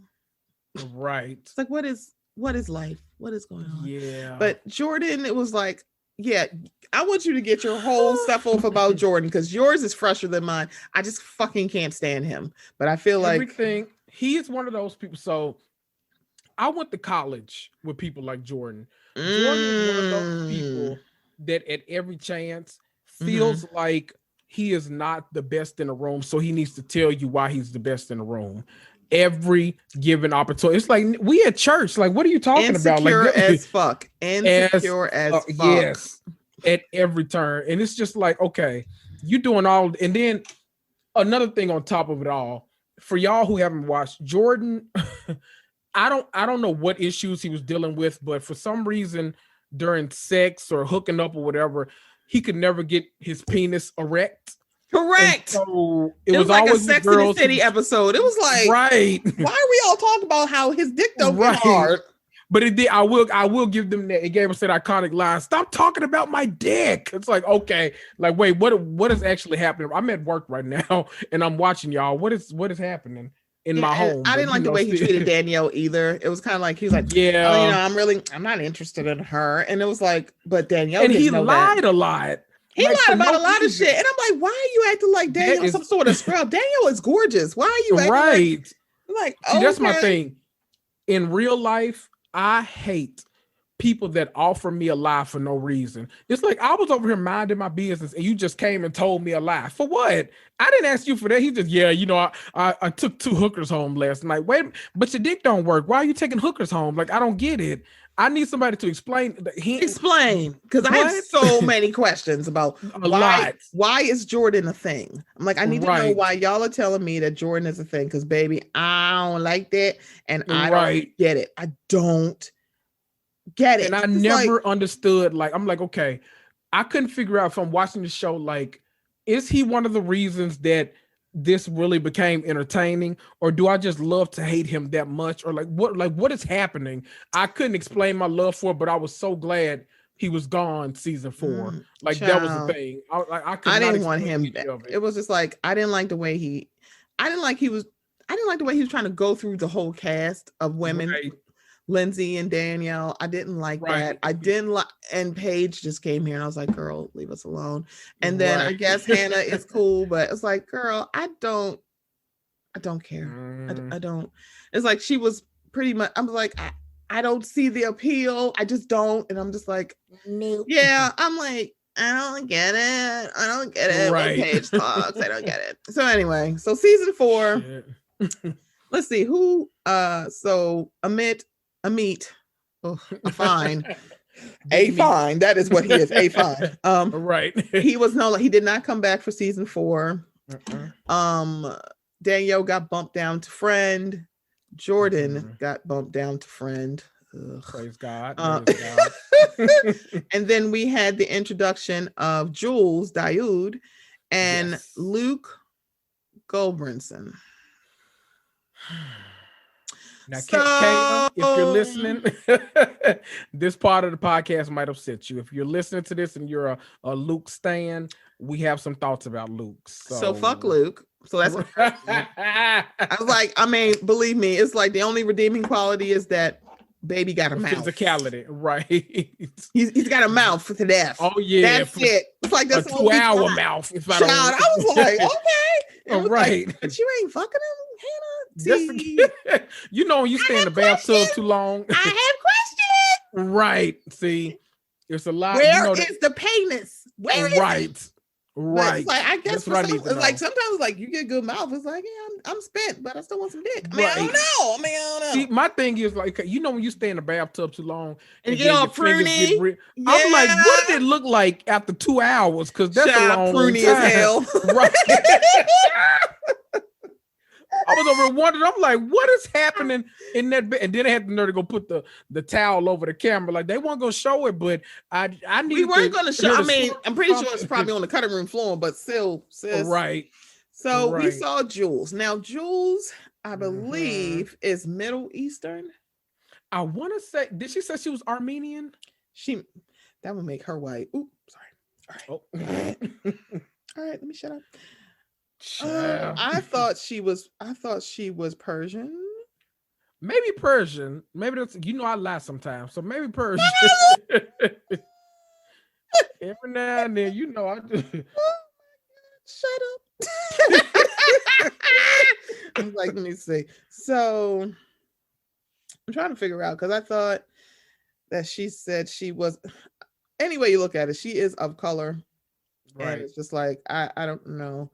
But the thing that I didn't like the way. So this is where I really started to realize that there's a little bit of hang-ups with the cast. Yeah. Because I watched how apparently Jules and Jordan had some dalliances and they were like beefing. So the house came together to throw out Jules and Jordan, but Jordan wasn't staying in the house. Right. But yeah, they were just being very snobby and trying to icy to Jules. And I don't like that coded language shit. Like I don't want to say it. Yeah, just say it because I don't like that coded language. Like that boy don't even live here, and y'all talking about kicking both of them out. Like just say what you want to say. Okay, so she is Jordanian. So yes. So yeah, and Arabic is her first language. So my thing, it's like I didn't like how Jordan, fuck him, Jules was spending a very large amount of time trying to be friends with all these white people. I didn't like that. I didn't like that at all. It looked like begging for friendship. It was like she was trying too hard, and I'm like, Jules, you can just be yourself. Because I was sitting here like, whose friend is she really? I'm like, whose friend are you? How did you get here? Because I'm like, it don't seem like you're really Lindsay's friend, but later on in seasons, I could see the whole, like, why is everybody thinking that she's not a girl's girl with hubs? I could see that now. It was kind of like, I could see it, but it's like, I don't think she's a bad person. I just think maybe it's just these girls in the house. Maybe that was it. I was trying to look at different ways, and I was like, yeah, I don't give a girl. I was like, Jules, what you doing? Jules, what you doing? Jordan, I was like, yeah, he can get the fuck out. He also was not staying there. So Carl was, this was the other thing. I'm like, that hoe bag. Why are you? He was the one that was mostly mean to Jules. And he was the one who owed her an apology. And I think he ended up giving her one of sorts. If he, who fucking knows? It was just like, okay. Right. But then also we got Kyle Cook with an E and Amanda, because they got the engagement. Oh yeah, and by the way, Kyle Cook with an E is a cheater pumpkin eater.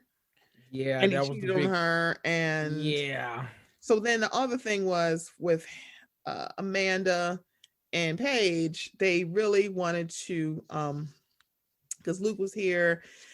Amanda kept trying to give her advice on men, and my whole thing the whole time was, I know the fiance of Kyle Cook with an E is not giving anybody any advice. You fucking lying. Right. I'm like, ma'am, your fiance is Kyle Cook with an E. You need Jules to be gagged her. Jules gagged her ass. She really did. Child. So Amanda had the nerve to call that lady untrustworthy. Jules said, I'm untrustworthy. I'm untrustworthy. What? Like, that was when I started to like Jules. I'm like, yes, girl, I need you to fight back, because they're being like those high school mean girls that if you went to a predominantly white institution, high school, college, whatever, that is what they do. And I didn't like that. So when we get to the reunion, because I was like, oh, I'm glad I'm not the only person who saw that. So if you're looking for the reunions for Summer House, it's hard to find. Very hard. The season 4 one isn't under the Summer House episodes. It's considered a Watch What Happens Live episode, just like I think season 3 was too. It was like, and I never saw season 3. Yeah, so it's like that was under Watch What Happens Live. Like you see the description, but if you try to look at the video, it's not there on Bravo TV. And I'm like, this is super weird, because all that. And I think the season 4 reunion is on Peacock. I was about to say, I watched it. They actually connected the season 4 reunion to the finale on Peacock. So it was just like a straight 2-hour episode that you can watch. So I think it maybe season 3 is the one they made it like, because I think they did that with Below Deck too, where it's like they would have the reunion, but it was like Watch What Happens Live. And it was like, they like, look, ain't enough folk watching to put y'all in a whole. Right, it's like whole we ain't doing this whole right. And I think it was like what, 1 or 2 parts of the reunion for that, which I'm like, why are we doing it? But they did bring up the fact that it seemed very discriminatory the way they were treating Jules, and I think Paige was the one that kind of offered the apology. But I think she was the one who spoke, and everybody else didn't say anything. I have to go back and look. But Luke was very defensive. I remember that much. Yeah, very. Because everybody was acting like you didn't know what the viewers were talking about. I'm like, I saw it. It was like, why I was like, one, this beautiful, beautiful girl who seems like just fun at parties, and she really looked like she didn't know anybody there. So it's awkward where it's like you're coming into a group of people who are like this seemingly tight-knit group. That was the other part. Seemingly tight-knit group, and she's trying to fit in and she doesn't, and it feels like she was going above and beyond, specifically with the girls, Paige, Hannah, Lindsay to a certain extent, and Amanda. And I'm like, so first of all, no. Hubs, I can see somewhat, because Hubs seems like she's fun at parties and likes to drink. So that would be my buddy. But quite frankly, I was like, all the rest of them, I'm like, girl, you are way too pretty to be doing all of this. It was like, girl, stop doing it. So season 4 was like, I'm glad y'all addressing this. I'm glad I'm not the only person saying like, y'all treating her differently than y'all do anybody else. Y'all just wanted to throw her ass out because Jordan's an asshole. And he came and started some shit. Like, fuck Jordan. I see, my thing with Bravo is, and this goes like across all shows, they do this thing where they will like barely give someone a chance on their first season and then just throw them away. It's like, I feel like you don't get to really know somebody until their second season. At least like sign people to 2-year deals. Like Jules would have been great had she made some connections, like had people even bothered to meet her halfway. That's the thing. So it's like y'all are letting the cast dictate who they will and won't film with and all this kind of stuff, but you write the paychecks. Like, that's crazy to me. It was just like y'all put them in, like just putting them in the house is putting them in a situation. But I'm just looking at this like, this is so dumb as hell. This is dumb as hell. It was just like, Jules, you too pretty for this. And she ate their asses up at that reunion. As she should have. It was like, y'all treated her like shit. Y'all not really her friends. And I'm just like, girl, let me see something. I want to see if she's actually, you know what? I'm going to go to Jules's. Here it is. Simply Jules. That's her. So I'm going to go to her because I want to see who from the cast she's actually friends with. I don't think she's friends. So look. Oh, wait. Danielle. Well. So she's friends with Danielle. Let's see. Because I think I have a feeling Carl apologized to her off camera. So let's see. She's still following Danielle, Carl, but well, he's Carl. I'm sorry.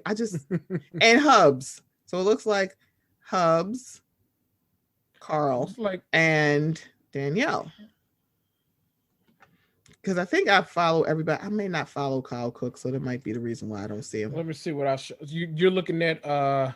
Simply Jules. Who follows her? Yeah. So I see from the cast list, I see Carl too. I see Kyle. Okay. Because I think I don't follow Kyle. Hannah. Okay. Yeah. See, let me tell y'all. Okay. So my little I got a little invested. My whole Summer House thing got a little invested recently. I actually bought some of the high ass Lover Boy. Yes. And because I missed you doing. Guess what you said? I was like, oh, so I guess I gotta try it then. It was actually good. See, I think you can't order the tea online, but you can order the spritz. So me and Amanda both ordered the spritz, and we did a. You can't order the tea online. So how do you get the tea? It's really weird. I don't know. I think that's only in stores or only available to ship certain. I don't know what it is legally about the tea, but for some reason, the tea doesn't ship everywhere. It's super weird. And so, we both got the spritzes. Oh my god, what flavor is it? It's like a blueberry lemonade or something like that. That spritz is super good. And then there's a guava flavor that's really, really good too. Ooh. And then the mango one was my least favorite, but it was still pretty good. Okay. So I was like, okay, Lover Boy. But then now they talk about they coming out with they said something. I was like, okay, now y'all trying it a little bit, but okay, maybe. You know, I was like, look, let me get my second stimulus check and then I'll try to order from y'all because the way they're shipping. Let me let this second stimmy hit and then I can right. So yeah, you're right. Because out of the people that I follow, it's Carl, Hubs, Danielle, and I just followed Kyle Cook. Let's see how long this lasts. But you know what? Yeah. He's pretty tame on Instagram, but is he really? Kyle, yeah, he's pretty like, you know, oh, I'm taking my dog for a walk, or oh, me and Amanda are wearing lover boy. Like it's that kind of Instagram. Okay. So yeah, you know. Okay, then I won't be like right. Okay. All right. So season 4, we saw the departure of Jordan. Yeah, he needs to fucking go. Jules did not come back. Jules did not come back. So for season 5, this is who we have. Kyle Cook with an E. We have Hubs. We have Carl Radke. Amanda is still full-time, which why? Oh yeah, season 4. They also got engaged in season 4. We don't care. Right. I'm sorry, we don't care.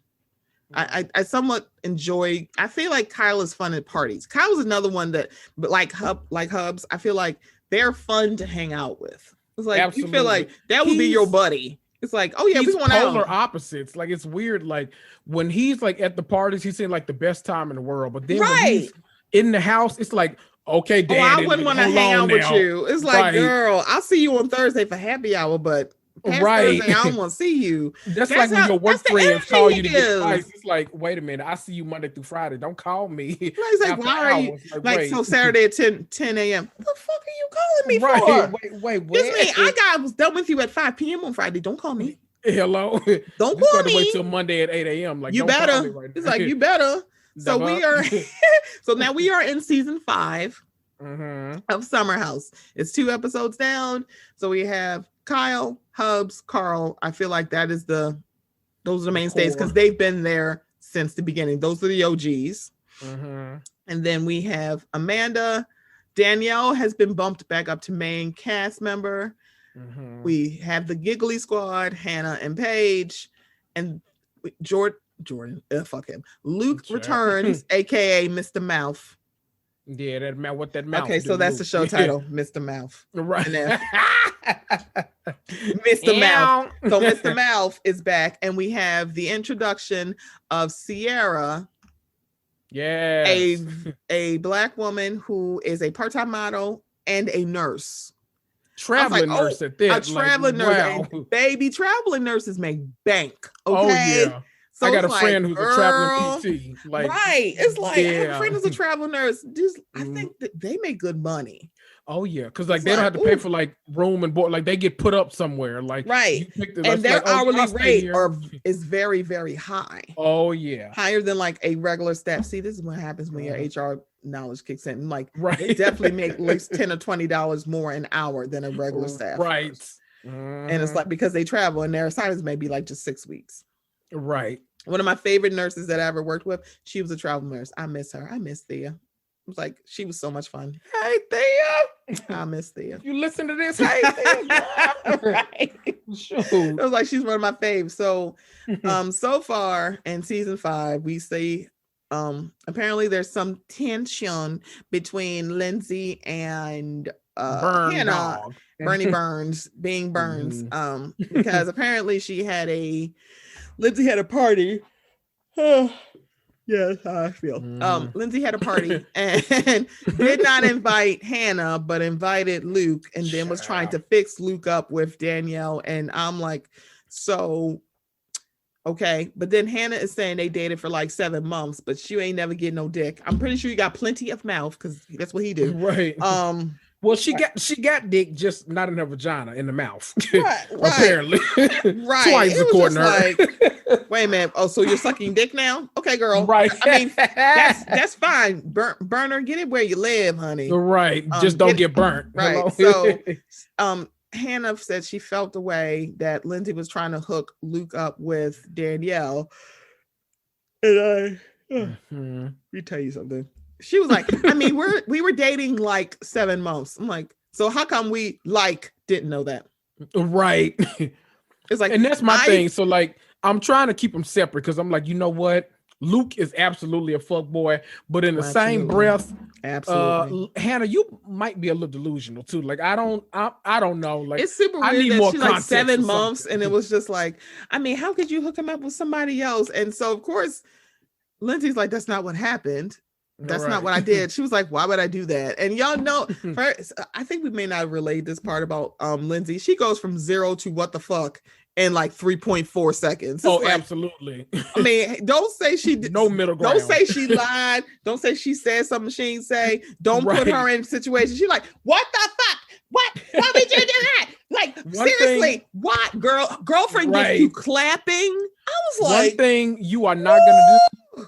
You are not gonna go to Lindsay and expect to have a rational conversation. Please That's don't. not It's like, happen. girl, you better like sedate her and then talk to her. Right. It's not going to happen the way. I mean, homegirl been going like 0 to 55 million bajillion since season 1 with Everett. I was like, girl. Oh, and the guy that so apparently everybody sees Starvey. That's her boyfriend this season. Yeah, apparently they've broken up.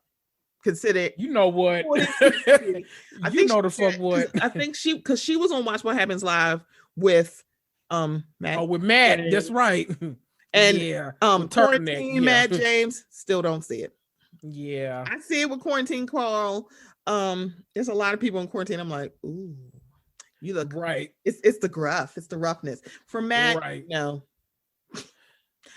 despair for you. Despair. You know what? Randomly, I don't even want to go back to The Bachelor, but randomly, I was talking to Amanda, and it's so funny that I didn't even consider it.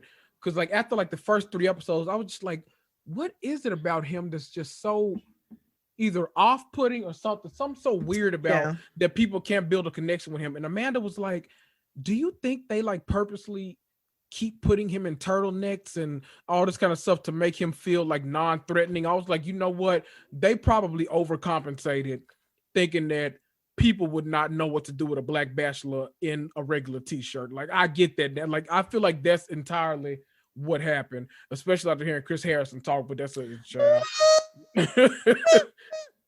let me go on past Chris, because I'm sick of it. Let me tell you something. That dinner that we're talking about, I could have definitely been on Lindsay's side, but her boyfriend ruined it for me. Because it's like, wait a minute, what you jumping in for?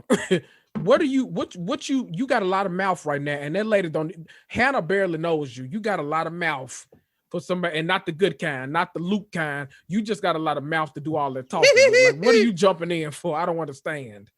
You're doing a lot, Sturvey or Stravy or whatever the hell your name is. Whatever the fuck his name is. It's just like you just go, why are you involved? But apparently they're not together as of either, I think she said October or November of last year. And I think she said for the last time or something, and it was just like, ma'am, Hubs, you haven't been on the show in a few minutes, so you gotta just answer the questions that Andrew asked you. Right. I mean, I get it, because I feel like as visible as she is, because I mean, social media is part of her job. So I feel like that's why she's like, I'm so fucking visible. Who does not know that me and this nigga has broken up? Right. Who don't know that? Okay, who don't know? Right. So that's why she's like, ugh. I'm like, I've already said it. So yeah, her boo that's there Luke is back. They asses broke up because they was finally able to get out of quarantine. They're like, you know what? This is good for quarantine, but I don't want to see your ass after this end, because you worrisome as hell. 1 bedroom with you, can't do it. Can't do it. I feel you, Linz. I feel you on that. I wouldn't want to live with Stravy, with what's his name? Thomas, can you make me a sandwich, Stravy? Either. Hell no. Child. Fuck you and that sandwich. How about that? Stick it right up your ass. All right. Okay? So I just season 5 is going to be very interesting, because Amanda and Kyle Cook with are still engaged. There may be a rumor that they may have gotten married, but I feel like they just had a fake wedding. Right. Let's see. We got Sierra, who is a friend of Luke, and they may have hooked up while they were back in the Midwest. She's known him for a few years.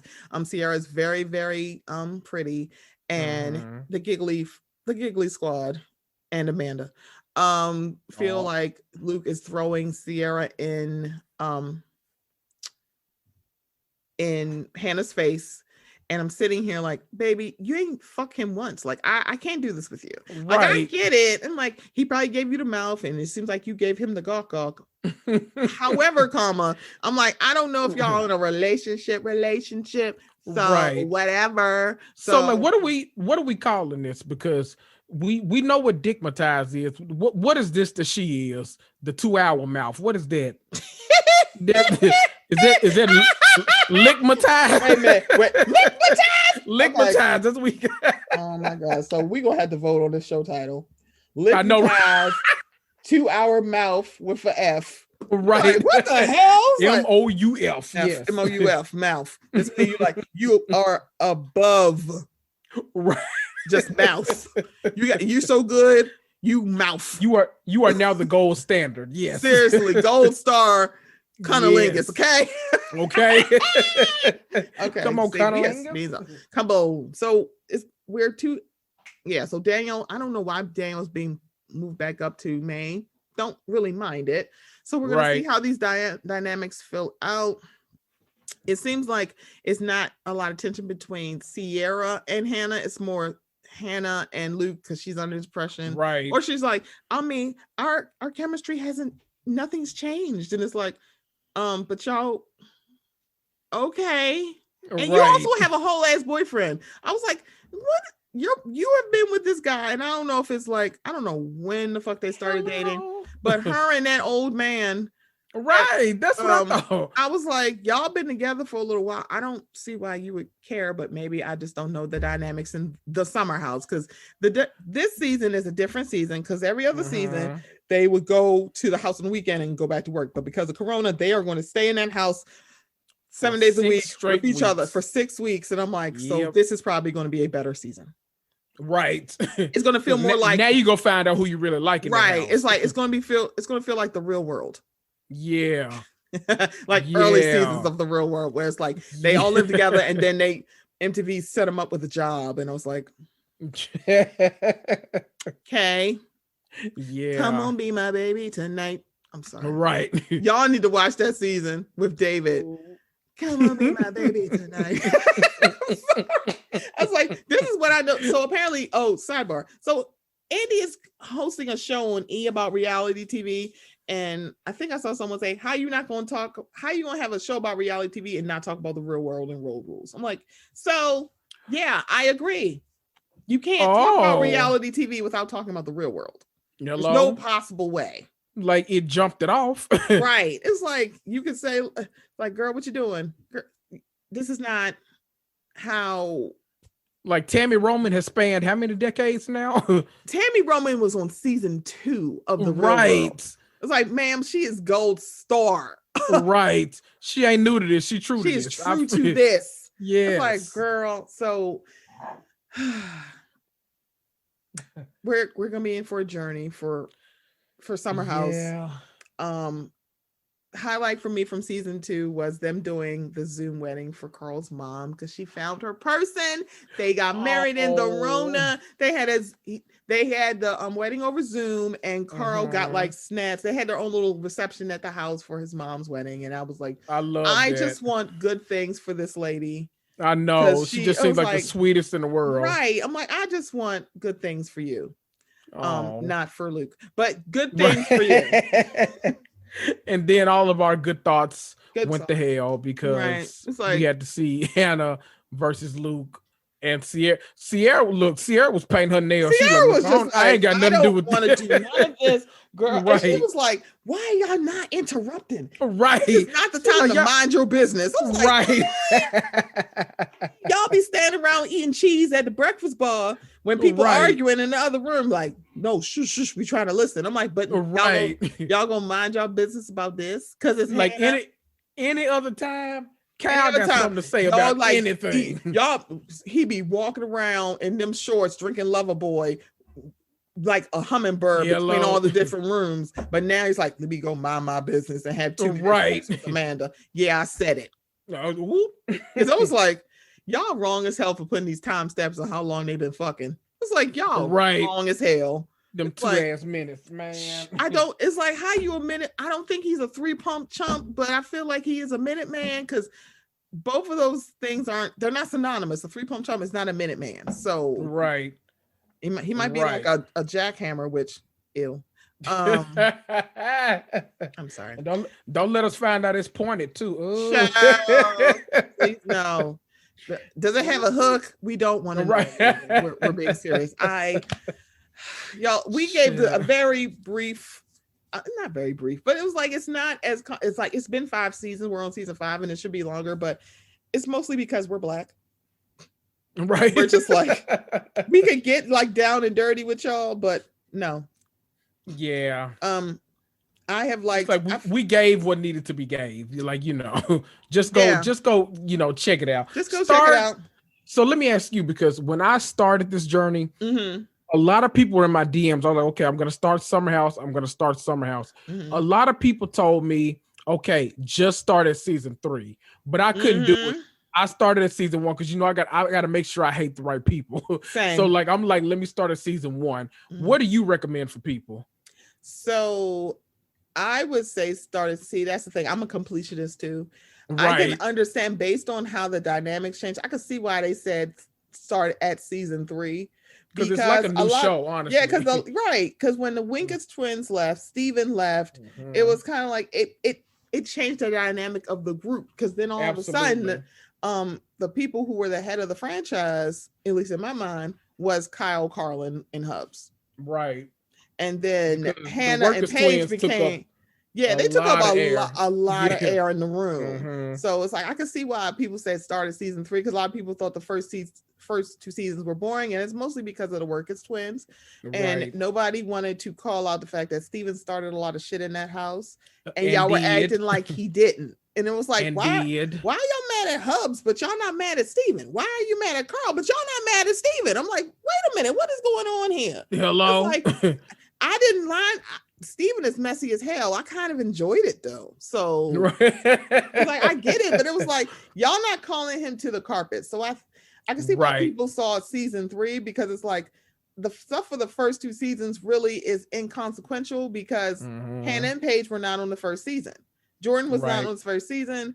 And it's like Amanda and Danielle weren't on, like, well, actually no, Danielle was on the second season, and so was Amanda, but it's kind of like, that's not really, we don't care.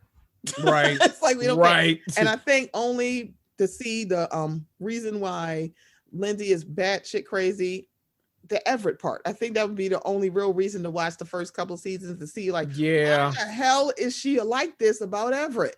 Right. And it's like in the season 3, it's like, you may not get it. Like, I don't understand. What's the problem? It's like, it's your ex. I mean, I don't know, but it's like, you got to see it. It's I tell people, I agree with you. I usually say start from season 1, because we're all like, we're all in the same boat now, like everybody. If I was watching week to week, like when this was airing, I don't know if I would have stuck through season 1 and 2. Correct. We're all in a position where we can binge shit now. Like, go ahead and crank through season 1 and 2. Like, it gives you a lot of context on the characters.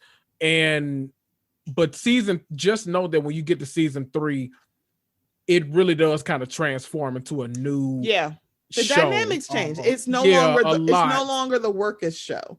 That's what the first 2 seasons feel like. It feels like the Workers show. That's not necessarily a good or bad thing. It's just the group revolved around them, because I think it's not good or bad, but it's definitely not good. Okay. Right. It was just kind of like, I don't know how to explain it, but it's like it was the Workers twin show, and everybody was their friends, and they were the nucleus, it seemed, because everybody was friends with either both twins or one of the twins. That's what it seemed like. And when they were left, it was like, oh, okay, yeah, I'm good. So it's kind of like, when I think about that, it makes me think about Real Housewives of Dallas, and people ask me, where should you start? Should you start at season 1? And I was like, well, I mean, if you do, you would get great value Keith Urban, that is Tiffany's husband. But I think he is so fine, and I liked Tiffany, and it was just like, But now with season 5 airing, now she's great value Tiffany too, because I mean, hello. I think he did a live with Leanne. I have to go back and watch it. Oh, this was the other thing. So I think that when you talk about binging things,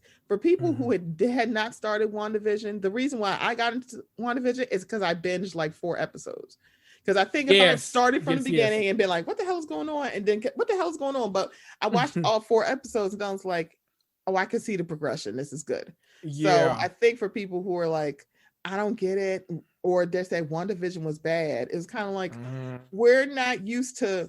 I think that's because with the Netflix shows, you got the original shows, we're used to like a drop of the whole season. 10, right? And Disney Plus is doing something different because they did the same thing with The Mandalorian. Right. Amazon did it with The Boys, where they had like a few episodes together and then started doing it each week just so that people watch. And you know what? I thought I was going to be super pissed off because, you know, I'm the biggest Marvel fan in the world. I thought I was going to be pissed off, but it almost seems like it's the closest thing to a theater experience we're going to get for a while. Correct. Because, like, you know, when one episode's dropped, that's what we're all talking about that whole weekend. Now it's like, oh shit, did you see when Wanda did this? She fucked her up. She did like that, and we all theorizing and talking about it. It makes sense because it feels like, you know, one of the big things about Marvel is that you got that kind of sense of, like, think about seeing Endgame in the theaters. It's like, oh shit, like everybody in there was participating the whole movie. Cried and it wasn't like just a black baby. folk. Right. And I'm like, okay, I kind of like, as much as I want all 9 episodes right now, I'm kind of okay with the Friday drop because it gives me something to look forward to during a life now where we do the same shit every day. Like I leave my computer and then I literally step 3 steps back and sit on my couch. Correct. Like it's you know, what else the fuck are we doing? It's like you don't even do something different. It's like, how did we get here? It's like nothing changed. Right. So I was like, I watched this week's WandaVision. Or is it episode 6? Yes. I watched it last night. Well, it's Friday night. And I was like, I don't know if I've just curated my timeline to a place with no spoilers, or I just haven't been on social media because nobody spoiled the episode for me. And so I was just like, maybe I just haven't been on here. So that may be the reason. I don't. So my theory is, because you know me running a page that like talks about pop culture and Marvel specifically and all this kind of stuff, nothing gets ruined for me either. But I think it's because I genuinely think that the fans have such a respect now and don't want to ruin shit that they're just like, okay, because like every single page I follow, they do like, you know how you can post like multiple things in one post on Instagram? Their first page will be like, okay, I'm about to post spoilers, so if you haven't watched, don't click it. Don't click it. Right. Everybody does just that now. Swipe over like, and change stories to somebody else. Yeah, because I think it was just like, I still remember when Endgame came out and they're like, hey, don't post any spoilers until like 2 weeks, like the first 2 weeks. And it was just kind of like, I've been one of those people like, yeah, I'm gonna still watch if you spoil it for me. I'm just like, oh, okay. Because I'm still at this point, like, I need to understand how she's doing this. And also every week on WandaVision, I'm like, so this is just literally just highlighting the theory that everybody has that Wanda could have destroyed Thanos. I'm looking at her and I'm like, okay, y'all need to explain how she ain't the one who destroyed Thanos, because I don't understand this at this point.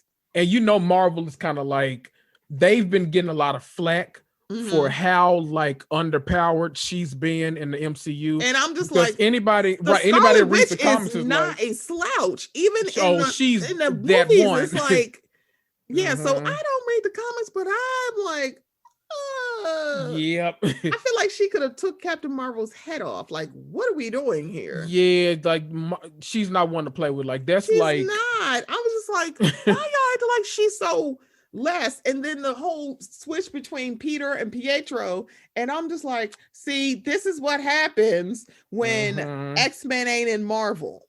It's over at Fox and stuck up in limbo, but it's a Marvel comic, and I'm just like, I need y'all to explain why he's here.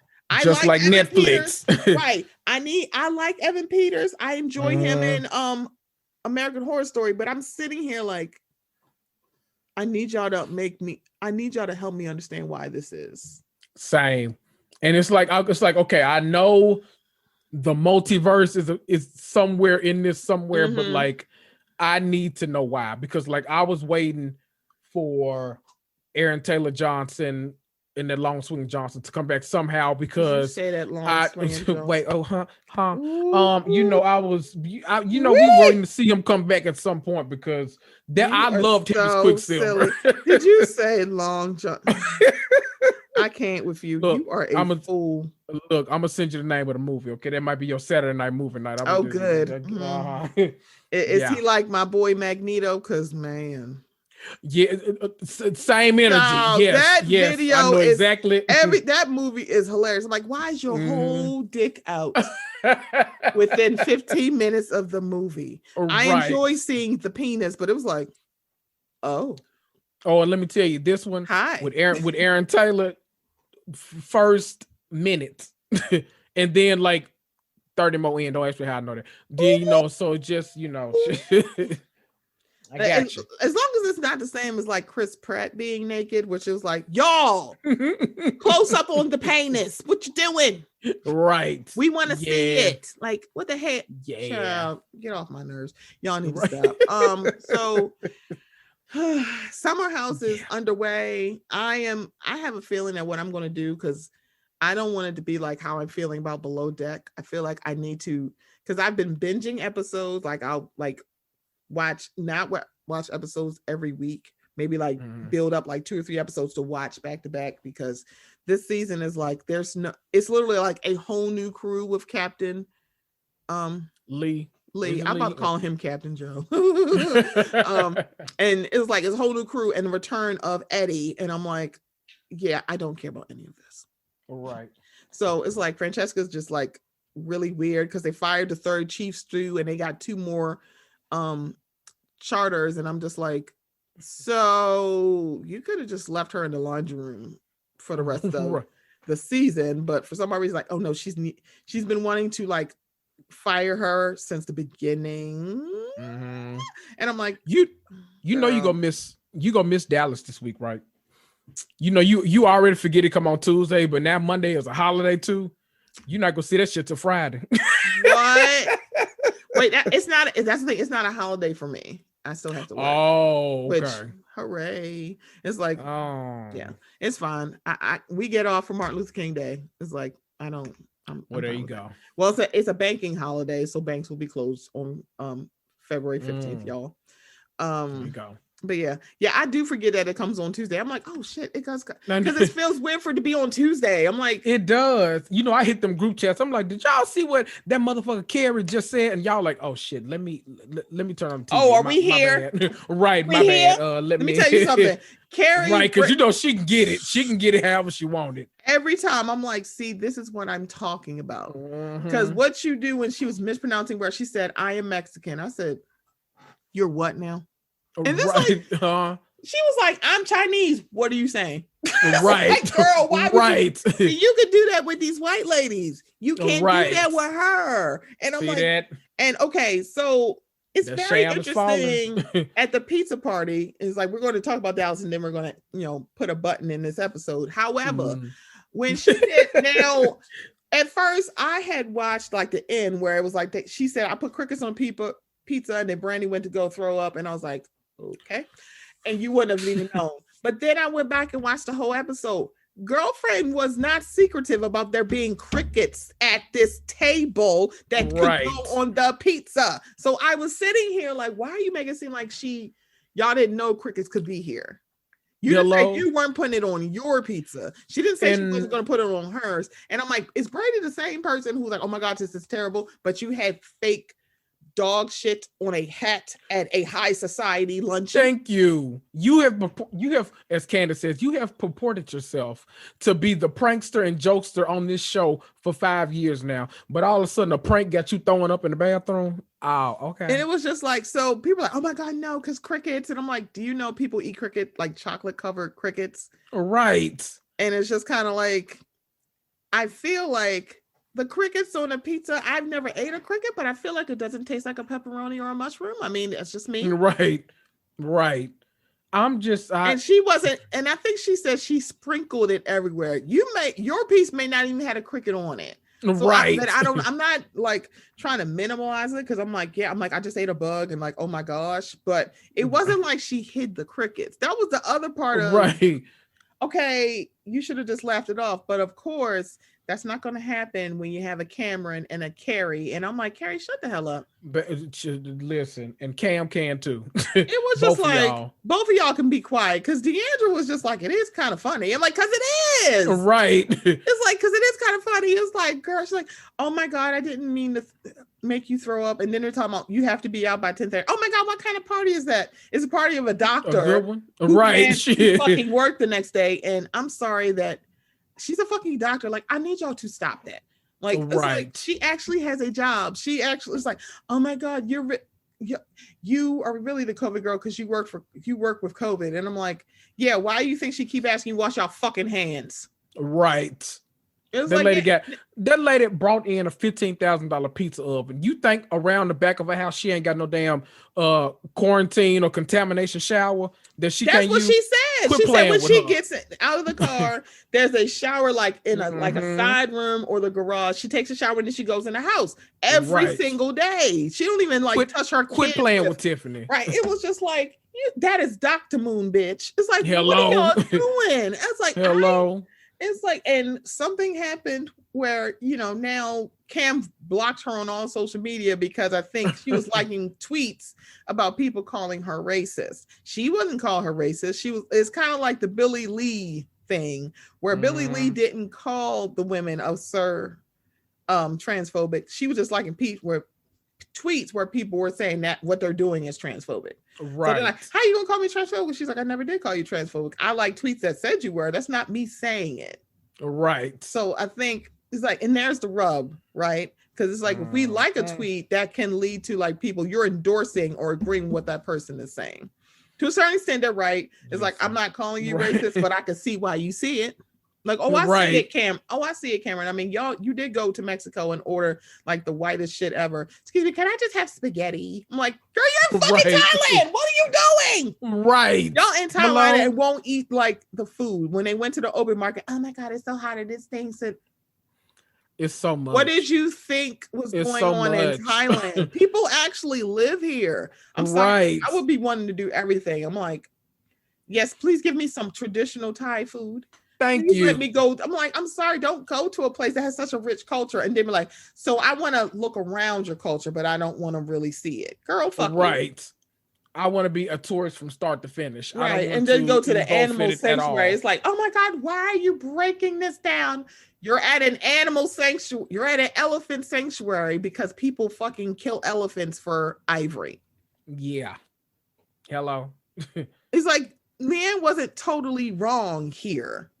You see, and it's like, I think the thing about it is like, y'all, and this is why I was like, I want to punch Leanne right in her face because I'm like, girl, there are 10 things I could think of that you could have talked about Carrie with that had nothing to do with her ethnicity. She's an asshole, and she's one, and she's a self-centered, narcissistic. I'm about to make everything it's about like, her. Girl, it's like, oh my God, she's with me, and she doesn't even ask how I'm doing. Do you ask how Deandra's doing? Right. Hello. Are you saying like, I always ask about her and she never asked about me? You didn't say that you asked about her. You just said she don't ask about you. It's like, never heard that. Y'all not dating. Shut the hell up. Right. Who got time for all of those? All of that. I'm like, ass friendships in life. Like that. The thing about it is like the more I'm looking at it, Deandra's gonna get a really good at it this season. She's gonna get a really good at it. She's been my favorite this season. It's like, all right, like how is that? But I was like, I didn't like her last season. Me neither. I haven't liked Deandra. I like the season 2, but season 3 and 4, I really didn't care for her. But now she's become so bubbly and fun and just wants to like everything. She loves Tiffany. She's the one who's advocating for it. I'm like, okay, I'm Deandra and Tiffany and even Stephanie. You can't even sit at my table really no more because now I feel like they giving you the angel edit. Like I feel like you really do own a piece of that production company because yeah, it's like it's starting to make sense. Because the thing about it, this is why I side-eyed Stephanie, because at that reunion, Brandy wanted to sit her in a chair and told her to sit here, and everybody's like calling her racist. But then when it came to Brandy and what she actually did, what she actually is visibly like, what Leanne did was like fucked up, and it is racist. Like, let's be very honest. But when Brandy did it, Stephanie was trying to make excuses. Well, I mean, it was just a joke, and this. No, it was. I'm like, I don't give a shit. Nobody's race and ethnicity is a joke that is fucking funny anymore. And also, she meant every word, and she didn't think it was no problem in it. Now you gonna sit and cry in my face, girl? Cry me a river, right? Cry me an ocean, because I'm both sick of you. I'm like, you're so full of shit. So then, in her little confession about the pizza, she was like, I'm trying to like not come at her or do anything. I'm like, yeah, because you don't want to be seen any more racist against Asian people. Exactly. You like, I've written a novel already, but I think I'm done with the issue. No, but we got some shit to say. Come to the light. And come on, like, we got some shit to and say I'm sitting here like, y'all going super hard on Tiffany, but y'all didn't go that hard when Carrie literally pushed her in the pool and she can't swim. Hello. You didn't know. She's just saying, she didn't say she was afraid of water, because what if that was the case? That's the reason why she didn't. She just said she can't swim. What if she had a fear of water and she panicked and she could have drowned? I'm so sick of this whole, well, you say you want to have fun. Okay, I didn't tell you to push me in a goddamn pool. Right. I didn't want to die, bitch. The fuck? So then it's like, one, she should have dug in your ass. It's like, hey, so Hello? Carrie Burton's like, hi, don't ever do that to me again. And I mean, don't ever. If I said I cannot swim, please understand that, one, this frightens me. You shouldn't have did it, because one, Carrie didn't think she did anything wrong. It's like, well, exactly. I mean, you said you wanted to have fun, and it's like, did I tell you push me in the fucking pool? You it's know, like, I will beat her ass. It's like, who the fuck do you think you are? It's like Carrie is like, and then I don't know what's going on. It's like thick as pea soup between her and Deandra. I'm like, okay, so what is really going on? It's not that she's just not asking you about you. What is really happening? I'm like, man, we don't care. We want your daughter on the show. You can leave. Can you be a friend of, and the daughter be the other housewife that don't film with everybody like Mary Cosby? Hello.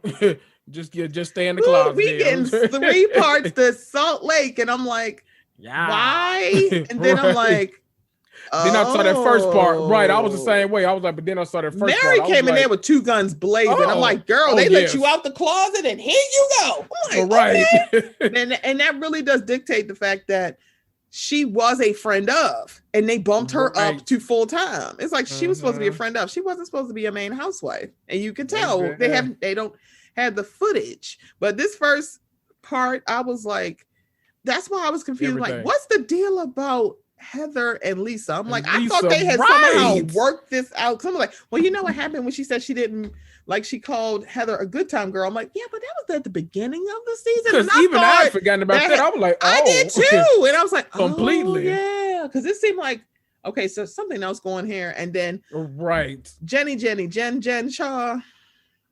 Child. Can I just say, Jen, this reunion really kind of made me think, okay, because you know me, I'm a Bethany fan. Like, I love Bethany on the actual Real Housewives in New York. But I 100% understand when people say it's a different show when she's not there, because Bethany breathes a lot of air out of the room. She sucks a lot of the air out of the room. A lot of it. And I'm just now realizing that maybe that's my issue with Jen, because all of these women, I didn't know how like outspoken and powerful they are on camera until Jen was quiet for like an hour. I was like, oh wow. Right. Lisa, it was like she wasn't even the biggest part of the season. And it was just like, wow. Yeah. It was just like cheese, Mo, Christmas. I was like, oh damn, Jen is still there. It's like Jen don't know how to apologize, because all that thing happened when she did the comparison of. Now let me say this, because I did DM her and she didn't answer me, and that's fine. She doesn't have to. Right. I feel you. But I feel like it was very interesting, because I went back, because I think it was like not even less than a minute. I always made it to 15 seconds. I didn't listen to the whole thing, and I finally listened to the whole thing. So here's the deal for Jennifer Shaw. So she did not say George Floyd. She said silencing me is like putting the knee to my neck. Now, Jennifer, because of the time, this happened last May of 2020. The only thing someone's going to think is if you're comparing yourself to George Floyd, which is something you should have recognized. Exactly. And it's so weird that was actually used as like an excuse for it. She's like, no, that was old. That was from June of last year. I'm like, wait, isn't that worse that literally just happened a month after? So this makes this worse. Why are you thinking that like that right. saves you. I'm like, I'm very insulted. Hello. It's like, so I'm insulted. So now you're making this worse. She's like, I didn't compare myself to George Floyd. You did. We're not doing semantics here, Jennifer. We're not doing semantics with you. You didn't mention his name, but you didn't have to. Because now it's like, now that you're saying, I just realized it is from June 2020. He died in May. You raggedy bitch. Right. That makes this actually 10 times worse. Right. So I was like, girl. And the fact that she issued an apology and said, you know what? I didn't do that, but if for some reason you think I did, that's not a then fucking I'm apology. sorry. You're apologizing that I can't hear. I'm sorry. Right. I'm sorry your hearing aid was turned down when I said this. It's like, right. I'm sorry. That's not talking like, about wait. You are the ones who said it. No one did make you say that. You were actually mad that these women. I was like, so now it's like that don't make no sense. So who was silencing you in June 2020? Right. I was like, what are you talking about? I was like, Jen, please get to hell. And Lisa was, when she said roll footage, I said, ooh, and they rolled the fucking footage. I said, bitch. Right. I was like, I know you lied. Lisa. And then he's like, let's move on. She's like, no, we're not going to move on. He was like, okay. Now that was a moment. First season Housewife saying, shut the fuck and shut up, Andrew. Right. Let me tell your ass something. Like, something a lot of people wish they could do. Yeah. Said, girl. It's like, okay, sis, so we doing this today? Girl, right. I'm fine with it, girl. You do you, boo, because that is great. Everything. Like, I live for every moment of it. Come every on, moment of sus. it. Like, oh, okay. So let's go ahead. I'm about to say, can I just tell you that this is so fun? Like, this is a quintessential Stephanie and Kendrick conversation, because we literally were just talking about Dallas and we were like, no, we about to put a button in it, y'all, but hold on. And now we go to Salt Lake City. Salt Lake City. Right. I'm like, everybody, this is what our DMs look like every day. It really is. Just in case y'all just be talking all the time. We do. Right. Like, girl, did you see that? I did see it. Child. Right. Like, girl. It was just like, I'm so disappointed in Jen, because I remember a tweet. Right. I don't know who it was at the beginning of the season. It's like, so I'm gonna let y'all know the person y'all standing, y'all won't be standing by the end of the season. I'm like, right. But I like Jen I like Jen as a housewife. She definitely feels like a housewife, but that was the whole thing too. Like, my whole thing was, you know what, even like if you're mad about like how people are saying you are on the show, like that's one thing. Like, Housewives get that all the time. Like, I'm not mad at you for that. I was never truly mad. Like, I was, of course, like, I'm interacting because I love the show. I'm like, oh no, Heather better than me. You can't put your hands on me and all that kind of stuff. But it didn't get taken to another level until you brought George Floyd into it. That's what I'm saying. It was just like, why? Like, you being silent. It's like, girl, wait a minute, hold up. Right. It was just like, it's like, what is going on? It's like, what is? I don't know what's going on. And let me find out that something's going on with Housewives on Display. I'm like, Jen, stop hopping in people's DMs and not hopping in the comments and liking stuff or commenting. I'm like, sweetheart, you could have just gave a real apology. And you sitting next to your husband while you say this is like, right. What? It's like, I didn't say George Floyd. I'm like, man, you said the knee in your neck. I'm sorry. What reference were we supposed to use? And like, that doesn't make you a month later. Right. It's like, that doesn't make you a bad person. It's like, you could have just said, I shouldn't have used those words. I shouldn't have made that comparison. I was wrong to do so. And I'm sorry. See how easy that is? Hello. That is the easiest thing to do. But it's like, when you have people's ego and they're considered faves, they feel like, because I got people behind me, it's fine. And you see that with the Moniques and the Stasis and the Bethany's and the Judices and the Lisa Vanderpumps and the Lisa Rennas. It's gotten to where now and also I don't ever expect Teresa to be right. It was just like, Leanne is gone, but best believe there are still people going like, we miss Leanne on Dallas. I don't think she'd fit in with this group, quite frankly. No, not with Tiffany.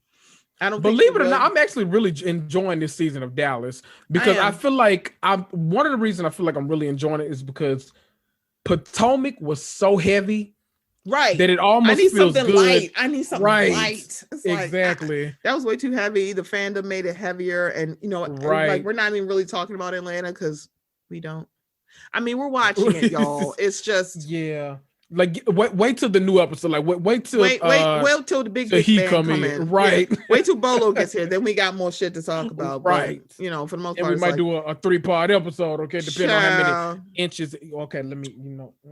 It might be as that them episodes might be as thick as that dick. Okay. Right. You know what? We're putting the button in it, y'all. I'm about to say, have we run out of time? Right, me and Kendrick will just keep talking to the DMs because that's how we are.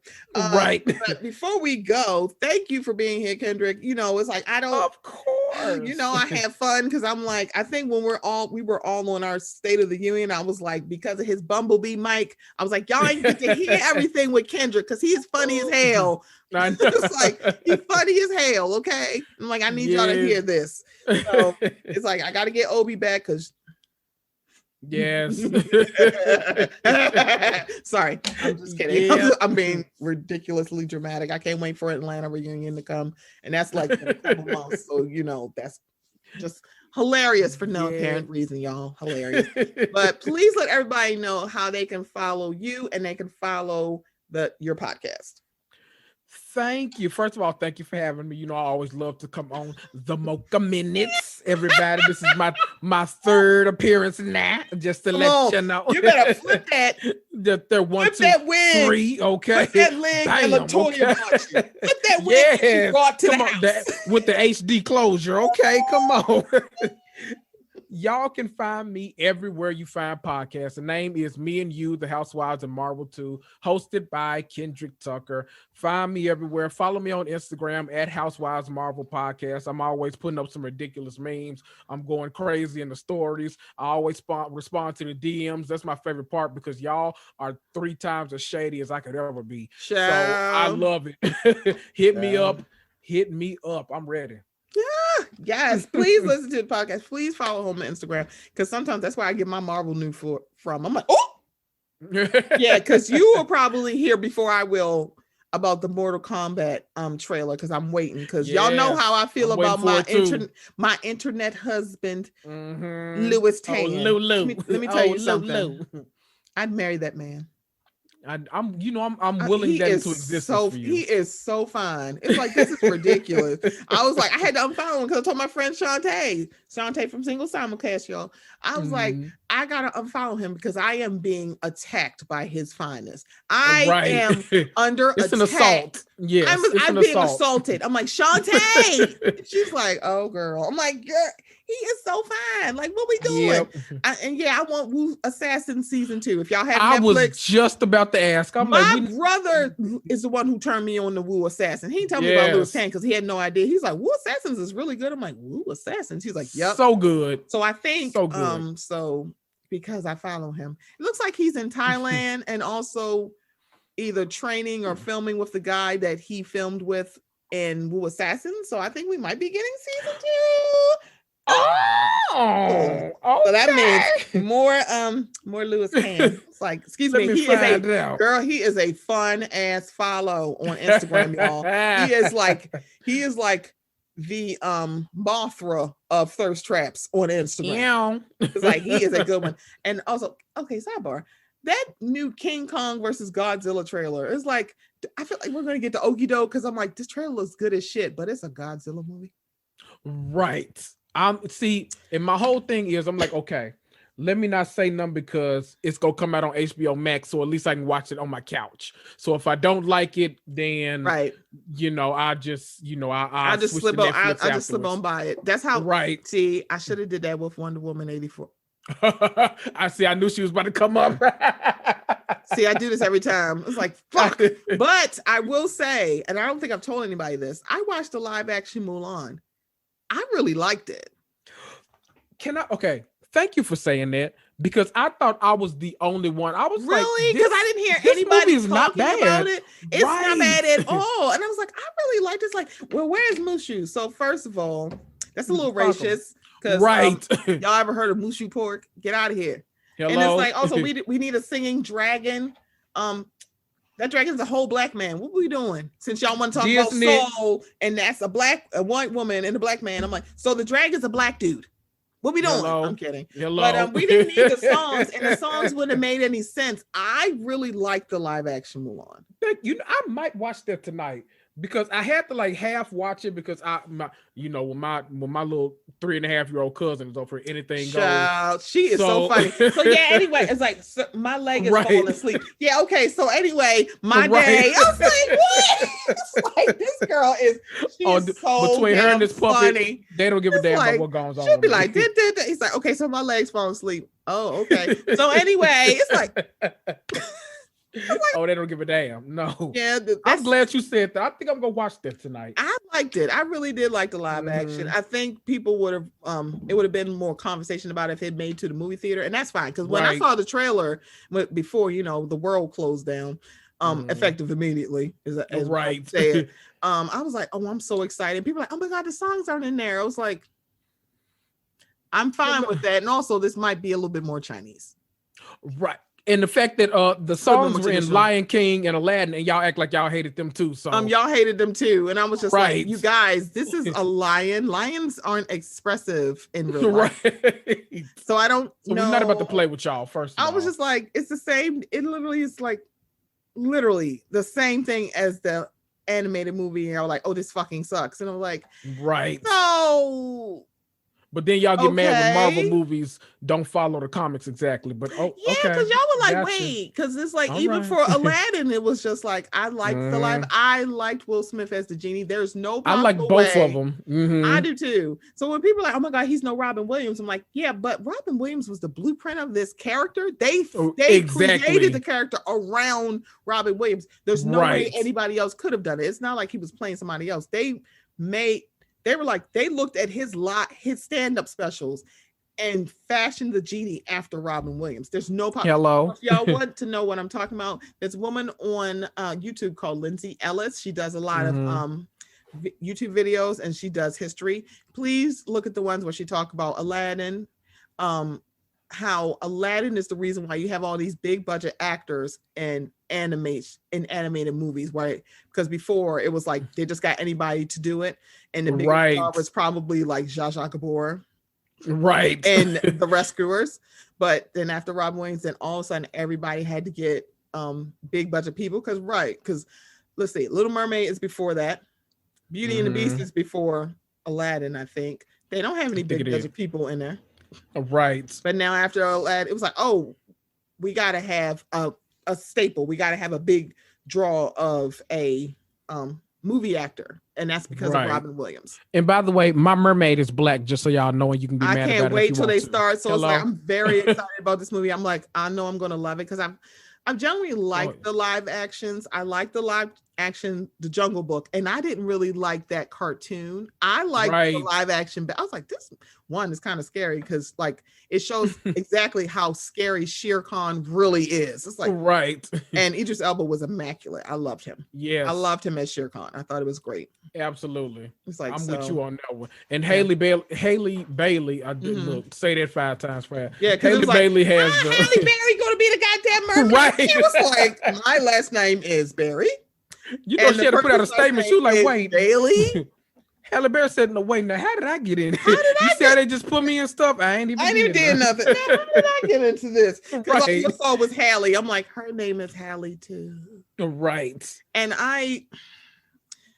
so Beauty and the Beast is a choice. Mm-hmm. All right, y'all. So I'm going to leave. All right, y'all. I will be back next week. Hopefully in the next couple of weeks, we're gonna be back on my conversation series. Last year, I did transphobia in the Black community, which, by the way, I feel like we still need to have this discussion. Yes. So yeah, shout out to Diamond Styles, C-Dub, new delegate. Delegate wine singer. Come on. Shout out to Old Man Wade. Just love that they participated in that conversation. So my new conversation series, I feel like I'm making an annual thing and I picked something. I'm telling myself in my head that we're going to talk about colorism in the Black community, but I wanted to have these conversations with Black women, most notably darker skinned Black women. That includes my mom. I am firming things up with Sasha from the Bravo Breakdown, and Cook from Highly Inappropriate, and Taria from What Else Is Going On. So please look up.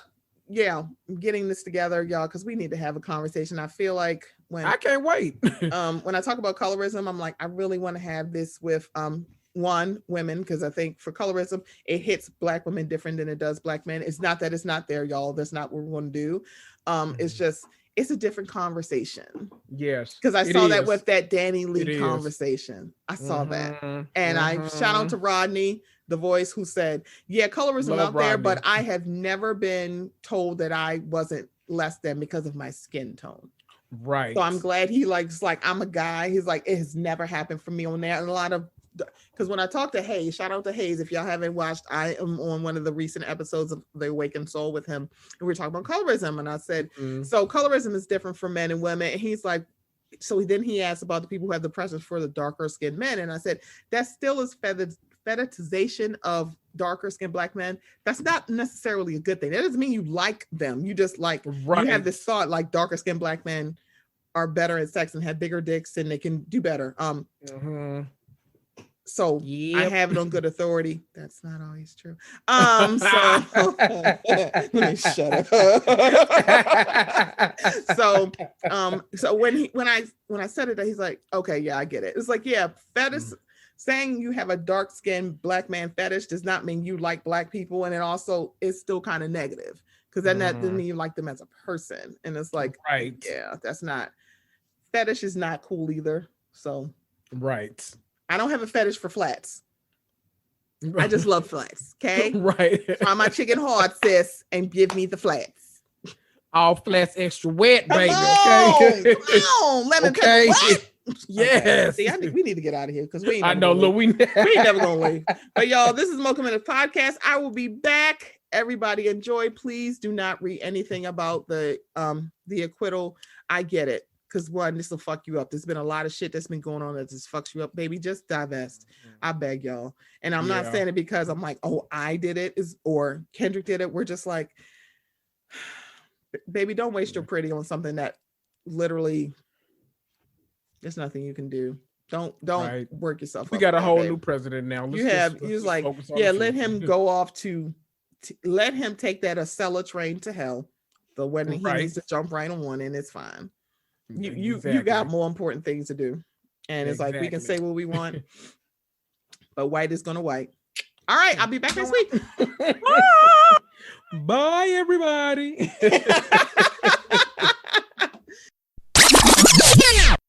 Black women are the most oppressed people in our country because they possess the two traits that white men have been oppressing since our country's inception, which is that they're black and they're women. That's why you see white men get on this app and say, ooh, I love black women, I love melanated women, and then they get hundreds and thousands of likes like it's this huge accomplishment for them, because everybody knows, including them, that they're doing mental gymnastics like they're Olympic gold medal gymnasts or something. Stop treating, loving, and respecting black women as some kind of accomplishment that you deserve an award for, and start treating it as the gift and the privilege that it is.